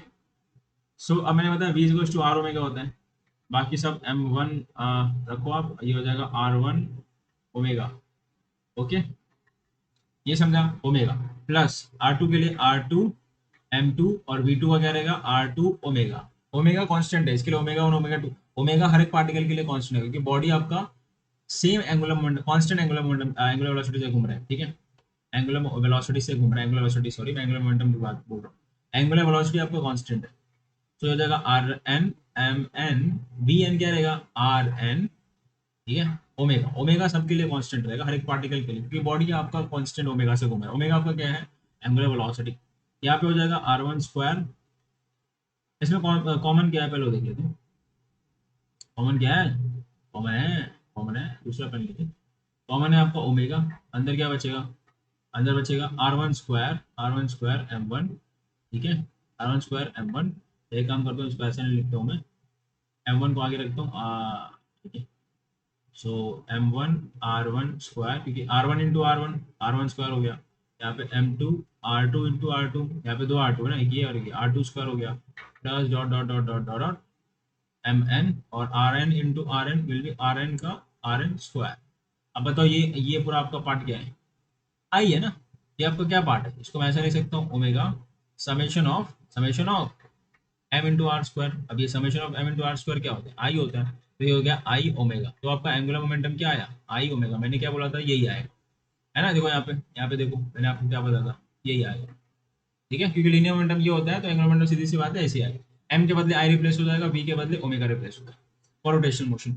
ये समझा, ये angular momentum of rotating body है in terms of moment of inertia. ये तो angular momentum का एक ये भी फॉर्मूला है, ठीक है ना, आर डिस्टेंस या रेडियस इनटू लीनियर मोमेंटम, और एक और एंगुलर, मतलब एंगुलर मोमेंटम के यहाँ पे दो फॉर्मूला है, एक R cross P vector form में ऐसा लिखते हैं, ठीक है, और ये हो गया, मतलब इसको मैग्नीट्यूड फॉर्म में लिखना है तो L equals to R P आएगा, और L is equals to I omega in terms of moment of inertia. ठीक है, तो एंगुलर मोमेंटम के यहाँ पे दो फॉर्मूले हो गए, दोनों आपका बहुत इंपॉर्टेंट है, ये दोनों फॉर्मूला बहुत ज्यादा इंपॉर्टेंट, ठीक है ना। तो याद रखना ये भी इंपॉर्टेंट है, मैंने बोला ना ये पूरा चैप्टर है सारा इंपॉर्टेंट है, कौन सा पूछ ले क्या पता नहीं, ठीक है ना। तो सारा इंपॉर्टेंट है ये भी पूछ सकते हैं कि derive angular momentum of rotating body in terms of moment of inertia. ठीक है, तो ये ऐसा डिराइव कर दिया, ओके ये समझा, ठीक है। चलो ठीक है, अब नेक्स्ट कॉन्सेप्ट पे आते हैं, दैट इज अब टॉर्क का एक्सप्रेशन में निकालना है। ठीक है, अब जैसे कोई बॉडी है उस पर जो फोर्स लगता है ना, लीनियर मोमेंटम लीनियर वेलोसिटी के लिए, मतलब लीनियर मोशन के लिए बॉडी पे फोर्स लगता है, तो फोर्स क्या होता है, मास इनटू एक्सेलरेशन। तो वैसे रोटेशनल मोशन के लिए आपका टॉर्क लगता है, जिसको हम ऐसे डिनोट करते हैं उल्टा जे, टॉर्क वो क्या रहेगा। अब देखो सीधी सी बात है, अगर मैं डायरेक्ट फॉर्मूला की बात करूं तो एम के बदले आई सब्स्टिट्यूट हो जाएगा और ए के बदले अल्फा एंगुलर एक्सेलरेशन आ जाएगा। तो ये आपका फॉर्मूला बनने वाला है, सीधी सी बात है ना। तो torque is equal to I alpha आने वाला है आपका, जो भी आएगा in terms of moment of inertia, जो टॉर्क का जो एक्सप्रेशन है वो आई अल्फा आने वाला है, ये आपको मालूम पड़ गया। फोर्स जो है लीनियर मोशन के लिए क्या होता है, मास इनटू एक्सेलरेशन। तो रोटेशनल मोशन के लिए होता है टॉर्क, जो उल्टा जे होता है वो क्या होगा, सीधी सी बात है, मास के बदले क्या आएगा, आई आएगा, और एक्सेलरेशन के बदले एंगुलर एक्सेलरेशन आएगा, अल्फा आएगा। तो मतलब टॉर्क आपका ये आने वाला है, ठीक है ना। तो अब देखो क्या है कि आपका बॉडी रोटेट कर रहा है, तो आप देख सकते हो कि इस पार्टिकल वन पर F1 फोर्स लग रहा है, लीनियर फोर्स, हाँ ठीक है ना, फोर्स लीनियर रहेगा क्योंकि लीनियर एक्सेलरेशन है, तो लीनियर फोर्स भी रहेगा। Fn पार्टिकल n पे Mn लग रहा है, ठीक है, मतलब Mn मास पर Fn फोर्स लग रहा है और इस पर F2 फोर्स लग रहा है, ठीक है ना, इस डायरेक्शन में, जैसा कि बॉडी आपका ऐसे रोटेट कर रहा है अल्फा से। ठीक है, अब यहाँ पे जो अल्फा है ये कांस्टेंट रहेगा, यहाँ पे क्या कांस्टेंट रहेगा, अल्फा कांस्टेंट रहेगा, याद रखना क्या रहेगा constant, alpha, that is angular acceleration. Angular velocity यहाँ पे कांस्टेंट नहीं रहेगा, यहाँ पे एंगुलर एक्सेलरेशन कांस्टेंट रहेगा। ठीक है ना, अभी तक हमने देखा था कि ओमेगा कांस्टेंट था, बट टॉर्क की कंडीशन में अल्फा कांस्टेंट रहेगा, ये याद रखना, ठीक है। तो जैसा कि हमें पता है कि क्या पता है, हमें पता है कि जो टॉर्क, हाँ एक और टॉर्क का जो फॉर्मूला होता है वो क्या होता है, फोर्स इंटू परपेंडिकुलर डिस्टेंस, यही होता है, मतलब परपेंडिकुलर डिस्टेंस जो है वो आर रहेगा, मतलब डिस्टेंस रहेगा इनटू फोर्स। ठीक है, वैसे आर क्रॉस एफ होता है, बीच में साइन थीटा आता है, तो थीटा जैसे आपका वेक्टर फॉर्म में लिखता हूँ, इसको मैं वेक्टर फॉर्म में, ये होता है आर क्रॉस एफ। ठीक है, तो ये हो जाएगा आर एफ मैग्नीट्यूड फॉर्म में, आर एफ साइन थीटा, ये हो गया मैग्नीट्यूड फॉर्म में। अब थीटा यहाँ पे 90 डिग्री है, आर आपका क्या है, मैंने क्या बोला, डिस्टेंस है ना, डिस्टेंस, तो डिस्टेंस परपेंडिकुलर डिस्टेंस आपका यही है ना, R1 फॉर पार्टिकल वन के लिए R1 डिस्टेंस है, F1 फोर्स है, तो दोनों के बीच में कितना है 90 डिग्री, तो साइन 91 हर एक के बीच में 90 डिग्री है, देख लो, तो 91 हो जाएगा, तो क्या हो जाएगा आपका RF हो जाएगा। तो यहाँ पे जो टॉर्क आएगा मैग्नीट्यूड, ये आपका मैग्नीट्यूड फॉर्म है, तो मैग्नीट्यूड फॉर्म में क्या आएगा, टॉर्क विल बी RF। तो सीधी सी बात है, टोटल टॉर्क फाइंड करना है, टोटल टॉर्क रोटेशनल टॉर्क वो रहेगा torque on particle 1 plus torque on particle 2 plus dot dot dot dot dot torque on particle n। अब टॉर्क आपको पता है क्या होता है, RF है ना। सो F क्या होता है, मास इनटू एक्सेलरेशन। देखो F क्या होगा, मास इनटू एक्सेलरेशन। अब एक्सेलरेशन क्या होगा इन टर्म्स ऑफ, मतलब एक्सेलरेशन और एंगुलर एक्सेलरेशन के बीच का क्या रिलेशन है, A is equals to R alpha, ये याद रखना, ये दोनों यहाँ पे काम आएंगे। सो ये RF1 हो गया, R1 F1 हो गया, plus R2 F2 plus dot dot dot dot RN FN। ठीक है, सो ये हो जाएगा R1 तो R1 रहेगा, F1 क्या होगा यहाँ पे M1 A1 होगा, M1 A1 होगा, क्या A1 के बदले डायरेक्ट मैं R1 अल्फा डाल दूं, क्योंकि अल्फा यहाँ पे कांस्टेंट है, तो इसके लिए 1 नहीं होगा, उसका ना 1 ना 2 ना होगा, सिर्फ अल्फा रहेगा। हर एक पार्टिकल जो है कांस्टेंट एंगुलर एक्सेलरेशन से चलेगा। यहाँ पे R2 हो गया, तो ये इसको मैं लिख सकता हूँ, F2 को MA लिख सकता हूँ, और A को R2 इंटू अल्फा। ठीक है, plus dot dot dot dot dot RN हो गया, और ये हो गया आपका MN। ठीक है, MN, और हो जाएगा RN अल्फा। अल्फा देखो सबके लिए सेम है क्योंकि वो कांस्टेंट है ना। सो यहाँ पे कॉमन होगा अल्फा, अंदर बचेगा, अंदर क्या बचेगा, M1 R1 square plus M2 R2 square plus dot dot dot dot dot MN RN square. ठीक है ना, ये समझा। अब ये जो पूरा पार्ट है ये आपको पता ही है क्या है, ये क्या है, ये हो जाएगा अल्फा इंटू आई, मतलब आई अल्फा। ठीक है, मैंने आपको क्या बताया था, टॉर्क क्या आएगा, आई अल्फा, ये समझा। तो ये आपको जो टॉर्क आया वो आया इन terms of moment of inertia, वो आया आई अल्फा, टॉर्क का उल्टा जे, ऐसे रहेगा टॉर्क। ठीक है, एक टॉर्क का फॉर्मूला हो गया आपका इन terms of force, linear force, ये हो गया RF, और दूसरा टॉर्क का फॉर्मूला हो गया आपका आई alpha in terms of moment of inertia. ठीक है, तो ये भी आपको आ सकता है, ये भी इंपॉर्टेंट है। ओके अच्छा, इसके पहले जो था ना, मेरा वॉइस थोड़ा सा लाइक ऐसा हमिंग जैसा रहेगा, क्योंकि माइक मेरे पास में नहीं था। अभी ये माइक मैंने लगाया तो आपका अभी आपको प्रॉपर वॉइस आ रहा होगा। ठीक है ना, चलो कोई दिक्कत नहीं। ओके, अब हम देखते हैं, अब हम क्या देखते हैं, next topic that is conservation of angular momentum. Angular momentum conserve कैसे होगा? कंजर्वेशन मतलब क्या होता है, क्या होता है, मतलब आपका जो एंगुलर मोमेंटम रहे वो कांस्टेंट रहे, ठीक है, मतलब एल विल बी कांस्टेंट। तो वो कब होगा? कंजर्वेशन ही मतलब कांस्टेंट, सेम रहे। कंजर्वेशन मतलब ही सेम, ठीक है ना, जैसे हमने टोटल एनर्जी बोला कांस्टेंट रहेगा तो सेम रहे कांस्टेंट किसी भी पॉइंट पर। और यहाँ पे कंजर्वेशन एंगुलर मोमेंटम किसी भी पॉइंट पर रोटेशन, जब बॉडी कोई रोटेट कर रहा है, ठीक है, ऐसे बॉडी आपका रोटेट कर रहा है सपोज इस डायरेक्शन में, तो ऑब्जेक्ट अगर यहाँ पर है, कोई भी ऑब्जेक्ट रोटेट करते करते यहाँ पर आया, रोटेट करते करते यहाँ पर आया, तो हर एक पॉइंट पर ना एंगुलर मोमेंटम सेम रहे। तो ये कब हो सकता है? इस पॉइंट पर भी एंगुलर मोमेंटम सेम रहे, इस पॉइंट पर भी एंगुलर मोमेंटम, इस पॉइंट पर भी एंगुलर मोमेंटम ऑब्जेक्ट का सेम रहे, ये समझे? तो ये हो गया आपका कंजर्वेशन ऑफ एंगुलर मोमेंटम। सो अब देखो, आपको एक चीज पता है, क्या पता है कि जो एल है वो मैंने आपको बताया था थोड़ी देर पहले, आर क्रॉस क्या होता है, पी होता है ना, है ना, यही होता है। ओके, सो अगर मैं डी एल मतलब इसका डेरिवेटिव ले लूं तो क्या होगा विद रिस्पेक्ट टू टाइम? ये u इंटू वी का रूल लगेगा, आपको पता है u इंटू वी का रूल लगेगा, ये आपको पता ही है, सीधी सी बात है, नो बकवास है। तो क्या होता है u इंटू वी, यू, अब देखो क्रॉस हमें रखना है, क्रॉस हमें रखना है, ये डेरिवेटिव इसका होगा प्लस प्लस प्लस क्या होगा, plus D R vector upon D T. देखो हम क्रॉस के साथ ही रहेंगे, ठीक है, ऐसे आर क्रॉस पी के साथ ही, मतलब डेरिवेटिव पी है तो हमें आर क्रॉस को आगे रखना है, मतलब आर को आगे रखना है, डेरिवेटिव आर ले रहे हैं तो क्रॉस को पीछे रखना है, ठीक है ना, मतलब पी को पीछे रखना है। हमें वेक्टर फॉर्म ऐसे ही रहना है क्योंकि हमें डायरेक्शन हमें इससे मालूम पड़ता है, तो अगर पी क्रॉस आर किया तो डायरेक्शन उल्टा हो जाता है। जैसे अगर मैं बात करूं, सपोज आपका आपका आर इधर है, आर वेक्टर इधर है और पी इधर है, ठीक है, पी इधर है, तो आप क्या करते हो एल, हाँ, क्योंकि वेक्टर क्या बताता है, वेक्टर मैग्नीट्यूड और डायरेक्शन बताता है, तो आर क्रॉस पी हम ऐसा देखते हैं, इस डायरेक्शन में जो चार फोर फिंगर है अपने, जैसे राइट हैंड थंब रूल होता है ना, तो फोर फिंगर को आप ऐसे लेके जाओगे आर क्रॉस पी, ये हो जाएगा आपका आर क्रॉस पी। तो जो थंब है ना आपका, थंब वो ऊपर के डायरेक्शन में रहेगा, तो ये आपका एल मोमेंटम, एंगुलर मोमेंटम का डायरेक्शन बताता है कि ऊपर की तरफ। और वही अगर आपने पी क्रॉस आर यहाँ पे कर दिया तो ये उल्टा हो जाएगा, मतलब ये उल्टा हो जाएगा, इस डायरेक्शन में आपका थंब बताएगा ना, तो ये उल्टा हो जाएगा, तो ये गलत हो जाएगा। इसके लिए हमेशा हम आर क्रॉस पी के हिसाब से ही देखते हैं, तो हमेशा आप आर क्रॉस पी के हिसाब से ही आपको रखना है, ठीक है ना।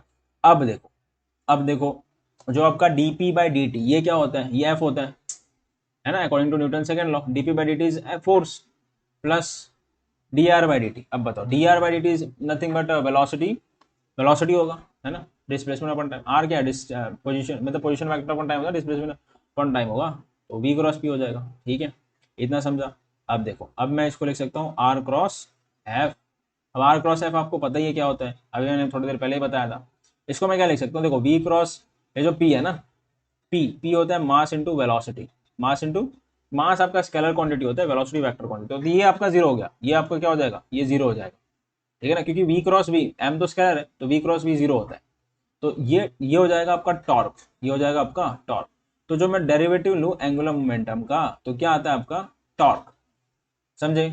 अब ये आपका एंगुलर मोशन के लिए, किसके लिए, मतलब सर्कुलर मोशन, रोटेशन मोशन के लिए। लीनियर मोशन के लिए आप डीपी बाई डी टी करोगे तो क्या आता है, फोर्स आता है ना, लीनियर मोशन में फोर्स आता है, तो सिमिलरली रोटेशनल मोशन में टॉर्क आना चाहिए एंगुलर मोमेंटम का डेरिवेटिव करोगे, है ना, सही बात है, बिल्कुल सही बात है, ठीक है। तो अब क्या होगा, ये मैं एंगुलर मोमेंटम का लिख रहा हूँ, तो अब क्या होगा कि अगर मेरा ये टॉर्क की जीरो रहेगा, टॉर्क मेरा जीरो कर दिया मैंने, if torque is equal to zero, then क्या डीएल बाय डी जो है, डीएल बाय डी ये क्या आता है, ये जीरो आता है। इसका मतलब डेरिवेटिव किसका जीरो होता है, किसका डेरिवेटिव जीरो होता है, कांस्टेंट का डेरिवेटिव जीरो होता है ना, तो ये आपका कांस्टेंट ही रहेगा ना, ठीक है। तो कांस्टेंट का डेरिवेटिव क्या आएगा, जीरो। तो वो कब आएगा, जब आपका टॉर्क जो है वो जीरो रहेगा बॉडी पर, मतलब जब एक्सटर्नल टॉर्क इस पर नहीं लगाओगे ना, अलग से टॉर्क नहीं लगाओगे इस बॉडी पर, तब तक उसका एंगुलर मोमेंटम क्या रहेगा, वो आपका कांस्टेंट सेम रहेगा किसी भी पॉइंट पर, ये समझा। तो इस कंडीशन में आपका एंगुलर मोमेंटम कंजर्व होता है, जब आप एक्सटर्नल टॉर्क जीरो लगाते हो तभी,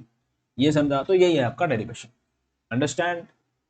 ओके, तो ये भी बहुत इंपॉर्टेंट, मतलब इस चैप्टर में तो मोस्टली सारे इंपॉर्टेंट ही दिख रहे हैं मेरे को, मुझे, ठीक है ना। 12 नंबर दिया है आपका टेक्स्ट बुक में, दैट इज सिमिलर एनालॉजस, मतलब सिमिलर एनालॉजस मतलब सिमिलर काइनेमेटिकल इक्वेशन। इसका मतलब क्या है कि ये आपके लीनियर मोशन के काइनेमेटिकल इक्वेशन है, एलएम, ये लीनियर मोशन के, और ये रोटेशनल मोशन के काइनेमेटिकल इक्वेशन, ठीक है ना।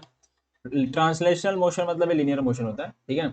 तो जैसे कि यहाँ पे जो वी होता है वो क्या होता है, यू प्लस मतलब एवरेज वेलोसिटी होता है वो डिवाइड बाय 2 होता है, sum of velocity upon divide by 2।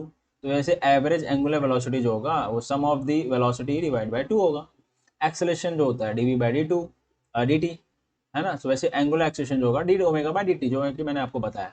और ये इक्वेशन आपका kinematical equation v equal to U plus A T होता है। तो वैसे यहाँ पे omega equal to omega naught मतलब initial angular velocity plus alpha angular acceleration जो टाइम होगा। ठीक है, टाइम देखो टाइम रहेगा, बाकी वेलोसिटी डिस्प्लेसमेंट वेलोसिटी और एक्सेलरेशन ये तीनों का अलग एंगुलर में होगा। ठीक है, ठीक है। और यहाँ पे जैसे S is equals to U T plus half A T square आता है, तो यहाँ पे theta that is angular displacement is equals to omega naught T plus alpha T square आता है रोटेशनल मोशन में। ठीक है, जैसे V square equal to U square plus 2s, वैसे omega square equal to omega naught square plus 2 alpha theta, क्योंकि alpha angular acceleration और theta आपका एंगुलर डिस्प्लेसमेंट रहेगा।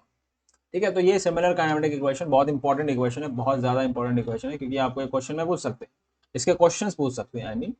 ठीक है, अब ये भी वही चीज़ है, आपका दिया है कि लीनियर डिस्प्लेसमेंट एस से डिनोट करते हैं, एंगुलर डिस्प्लेसमेंट थीटा से डिनोट करते हैं। एस इज इक्वल्स टू, और दोनों का रिलेशन क्या है, लीनियर डिस्प्लेसमेंट और एंगुलर डिस्प्लेसमेंट का रिलेशन क्या है, जैसे लीनियर वेलोसिटी और एंगुलर वेलोसिटी, और दोनों का रिलेशन है v equals to R omega, जैसे कि हमने देखा।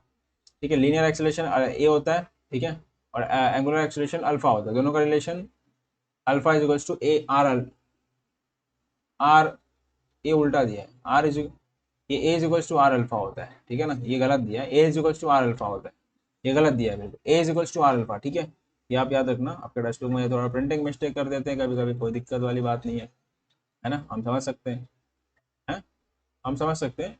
ये क्या रहेगा, A is equals to R alpha रहता है। ठीक है, R cross alpha, okay. So मतलब आर अल्फा हो गया, बेसिकली वही हो गया। इनर्शियल ऑफ और मास, तो ये मास में आपका इनर्शिया ये होता है, और इनर्शिया जो रोटेशन मोशन में होता है मोमेंट ऑफ इनर्शिया होता है। ये आपको दोनों के बीच का रिलेशन ये है ना, ये इनर्शिया हो गया, ये मास हो गया। ठीक है, ये समझा। अब अगला जो है ना ये जैसे लीनियर मोमेंटम हो गया, लीनियर मोमेंटम आपका पी होता है, एंगुलर मोमेंटम आपका एल होता है। अब लीनियर मोमेंटम एंगुलर मोमेंटम का रिलेशन क्या है, ये L is equals to R cross P. Force होता है एफ, टॉर्क आपका रोटेशनल मोशन में होता है, तो दोनों के बीच का रिलेशन क्या है, टॉर्क और फोर्स का, torque is equals to R alpha. ठीक है, अब अगला जो है ना ये बहुत इंपॉर्टेंट चीज़ है, moment of inertia about the अलग अलग बॉडीज है। ये बहुत ज़्यादा इंपॉर्टेंट, इसके भी क्वेश्चन पूछ सकते हैं, मैंने बोला ना पूरा चैप्टर ही इंपॉर्टेंट है। तो थिन रिंगर जो भी आपको ओमिट नहीं, ठीक है, मतलब पूरा आपका चैप्टर इंपॉर्टेंट है। अब देखो ये रिंग है, रिंग मतलब अंगूठी जैसा होता है, अंगूठी जैसा शेप होता है, जो आपने रिंग देखा होगा, जो अंगूठी पहनते हैं ना उंगली में, तो ऐसा रिंग है। तो अगर वो बीच में से रोटेट करे, तो बीच में से ऐसा रोटेट कर रहा है, ठीक है ना, तो उसका मोमेंट ऑफ इनर्शिया ये होता है I equals to M R square. और अगर वो ऐसे रोटेट करे, ऐसे ऐसे रोटेट करे, मतलब अब समझ गए ना, ऐसे ऐसे रोटेट कर रहा था, ऐसे ऐसे डायमीटर से रोटेट कर रहा है वो, तो उसका मोमेंट ऑफ इनर्शिया ये होगा। ठीक है, तो ये आपका एनुअल रिंग है, मतलब दो रिंग जैसा आपको दिख रहा है ना, दो रिंग जैसा है, तो ऐसा होगा R square plus M R. तो वैसे इंपॉर्टेंट क्या है, ये दो आपका इंपॉर्टेंट है, ये दो आपको याद रखना है, जो इंपॉर्टेंट है सिर्फ वो याद रखो, बाकी इसको याद रखने की जरूरत नहीं है। ठीक है, मतलब जो आ सकता है मोस्टली एग्जाम्स में, और एंट्रेंस एग्जाम में मोस्टली इसी सब के आते हैं, एम एच सी टी में, M S T C T. ठीक है, अब जैसे यूनिफॉर्म डिस्क, ये भी इंपॉर्टेंट है, यूनिफॉर्म डिस्क हो गया। ठीक है, ये दोनों डिस्क, मतलब जो डिस्क आपको पता है ये पूरा डिस्क रहेगा, डिस्क टाइप रहेगा, तो अगर वो बीच में से रोटेट करेगा तो ये half M R square moment of inertia रहेगा उसका, और ये डायमीटर से रोटेट करे तो 1/4 M R square moment of inertia रहेगा। दोनों इंपॉर्टेंट है, बहुत ज़्यादा इंपॉर्टेंट है। ठीक है, ये समझा। तो अगर ये अब हॉलो स्पीयर, अब हॉलो स्पीयर मतलब एक फुटबॉल जैसा स्पीयर है, फुटबॉल जैसा है, अंदर खाली है पूरा, तो अगर वो रोटेट करे एक्सेस से तो उसका मोमेंट ऑफ इनर्शिया ये रहेगा। ठीक है, और अभी सॉलिड स्पीयर मतलब अंदर से वो खाली नहीं है, पूरा एक पूरा भरा हुआ है, अंदर से भी भरा हुआ है, तो सॉलिड स्पीयर होगा। तो ये 2/5 एम आर स्क्वायर, देखो हॉलो स्पीयर का 2/3 है, और फुल सॉलिड स्पीयर का 2/5 एम आर स्क्वायर है। ठीक है, तो इसको आप याद कर, इसको याद करने की कोई जरूरत नहीं है, इसको याद करने की कोई जरूरत नहीं है, इसकी ये इंपॉर्टेंट है, ये भी important। अब ये हाँ ये भी इंपॉर्टेंट है, रॉड, रॉड अगर एक रॉड है, अगर वो बीच में से रोटेट कर रहा है, ठीक है ना, बीच में से सेंटर में से रोटेट कर रहा है, तो उसका मोमेंट ऑफ इनर्शिया ये होता है 1/12 ml स्क्वायर। एल क्या है यहाँ पे, लेंथ, रॉड का पूरा लेंथ रहेगा। ठीक है, लेंथ ऑफ द रॉड मतलब यहाँ से लेके यहाँ तक जो लेंथ रहेगा ना रॉड का, वो रहेगा आपका। ठीक है, और हाँ ये तो हमने देखा ना, ये भी देखा ऊपर वाले का। और अगर हाँ एक एज से, एक एज, एज से मतलब यहाँ से अगर रोटेट कर रहा है या फिर यहाँ से रोटेट करे, तो यहाँ से अगर रोटेट कर रहा है तो उसका जो मोमेंट ऑफ इनर्शिया रहेगा वो ये रहेगा। अब देखो एम एल स्क्वायर रहेगा, आर क्या लिख दिया है, प्रिंटिंग मिस्टेक, 1/3 ml स्क्वायर। ठीक है, ये समझा, इसको याद करने की कोई ज़रूरत नहीं है, इसको कोई ज़रूरत नहीं। जो इंपॉर्टेंट है वो आपको याद रखना है, जैसे कि हमने देखा ये इंपॉर्टेंट है, ये एक है यहाँ पर, ये 2 है, ये 3 है, ठीक है, ये 4 है, ये 5 है, ये 6 है, 6 फॉर्मूलास, 7 8, 8 मोमेंट ऑफ इनर्शिया आपको याद रखने बहुत इंपॉर्टेंट है, ठीक है ना। तो उसके ऊपर एक क्वेश्चन देख लेते हैं, क्वेश्चन नंबर 19 आपके टेक्स्ट बुक का है जो कि, तो इसमें क्या बोला है कि एक मेटेलिक रिंग है, मेटल रिंग है मतलब इसका मास है 1 किलो 1 kg, इसका मास दिया है, as a moment of inertia 1 kg metre square when rotated about one of its diameter. एक डायमीटर से रोटेट, देखो डायमीटर से रोटेट कर रहा है देखना, तो मेटल जो मोमेंट ऑफ इनर्शिया है ऑफ मेटेलिक रिंग क्या होगा, मेटेलिक रिंग क्या होगा जब वो डायमीटर से रोटेट करेगा। तो अभी हमने देखा था, देखो मैं आपको फॉर्मूला दिखाता हूँ, ये रहा, डायमीटर से रोटेट करेगा तो 1/2 mr² होगा, ठीक है ना, ये होगा 1/2 mr², ठीक है। चलो ठीक है जी, ओके, तो ये होगा 1/2 mr² होगा, ठीक है। ये मोमेंट ऑफ, अब बोला है कि कितना है मोमेंट ऑफ इनर्शिया, वो है आपका 1 kg मीटर स्क्वायर के बराबर है। अब क्या बोला है कि it is molten and remoulded into thin uniform disc. अच्छा, उसको मतलब तोड़ा मरोड़ा पिघलाया जो भी किया उसको, ठीक है, उसको यूनिफॉर्म डिस्क में कन्वर्ट कर डाला उसको, ठीक है, वो रिंग को आप यूनिफॉर्म डिस्क में कन्वर्ट कर रहा of the same radius, okay. How much will be the moment of inertia, इसका मोमेंट ऑफ इनर्शिया क्या होगा when rotated about the own axis, खुद के एक्सिस से अगर रोटेट, मतलब सेम एक्सिस हो गया, ठीक है, ओन एक्सिस नहीं नहीं उसके खुद के एक्सिस से। इसका मतलब क्या है, जो फर्स्ट कंडीशन था इसमें कैसा था, एक रिंग था और वो, सॉरी एक रिंग था, एक डायमीटर से ऐसे रोटेट कर रहा था डायमीटर से, लेकिन जो उसको यूनिफॉर्म डिस्क में कन्वर्ट किया ना, सपोज ये डिस्क है, तो उसको सेंटर से उसको रोटेट कर रहे हैं, ठीक है। तो सेंटर से जब रोटेट कर रहे हैं तो क्या आता है, मोमेंट ऑफ इनर्शिया जब सेंटर से रोटेट करेंगे क्या आएगा बताओ, क्या आएगा, ऑफ यूनिफॉर्म डिस्क का क्या आता है, वो भी आता है 1/2 mr² आता है। तो मोमेंट ऑफ इनर्शिया दोनों सेम रहेगा, तो मोमेंट ऑफ इनर्शिया जब इतना आता है इसका, तो इसका भी इतना ही रहेगा ना, सेम ही रहेगा, ये समझा। अब देखो इसका मोमेंट ऑफ इनर्शिया इतना ही होता है, मैं दिखाता हूँ, ये डिस्क है, याद रखना ये डिस्क है, हाँ ये देखो ये रहा डिस्क है ना, अगर बीच से मैं रोटेट करूँ तो कितना होता है 1/2 mr², ये समझा। तो ये ऐसा क्वेश्चन भी आपको आ सकते हैं इससे रिलेटेड। तो यार ये लेक्चर यहाँ पर ही खत्म होता है, ठीक है। अब हम लोग नेक्स्ट वीडियो में मिलेंगे जो कि नेक्स्ट चैप्टर रहेगा। तो यार मैं इतने कहूँगा कि आप जितना हो सकता है वीडियो को आप उतना शेयर करो, जितना हो सकता है उतना शेयर करो, उतने ज़्यादा, जितना ज़्यादा आप शेयर करोगे उतना ज़्यादा व्यूज़ आएंगे, उतना ज़्यादा मुझे मोटिवेशन मिलेगा यार अगला वीडियो डालने के लिए, ठीक है। क्योंकि एक वीडियो को बनाने के लिए आप, आपको पता ही, अगर आप कोई यूट्यूब वीडियो बनाता है तो यार उनको पता होगा कि यार यूट्यूब वीडियो बनाने में बहुत ज़्यादा मेहनत लगता है, बहुत ज़्यादा टाइम लगता है ना, बहुत ज़्यादा हार्डवर्क करना पड़ता है। तो अगर व्यू नहीं है तो यार और भी मतलब बेकार लगता है। तो यार ये तो मैं आप लोग के लिए बना रहा हूँ, तो आप लोग जितना हो सकता है उतना आप शेयर करो, ठीक है, जितना हो सकता है उतना आप शेयर करो। अब नेक्स्ट वीडियो मैं इस वीडियो पर अगर देखो डिसलाइक का बटन तो वैसे ही हट गया है, ठीक है, तो इस वीडियो पे अगर 1K लाइक आ जाए, 1000 लाइक्स आ जाए, ठीक है, मैं बस इतना टारगेट करता हूँ कि 1000 लाइक्स आ जाए, मैं आप समझ जाऊंगा कि आपने वीडियो को शेयर किया हुआ है। सिर्फ 1000 लाइक्स दे दो इस वीडियो पर, ठीक है, तो मैं आप समझ जाऊंगा कि आपने वीडियो शेयर किया हुआ है, इसका मतलब जेन्युइनली आपने शेयर किया हुआ है, ठीक है। चलिए फिर मिलते हैं नेक्स्ट वीडियो में, all the best, very best of luck for the exam, upcoming exam.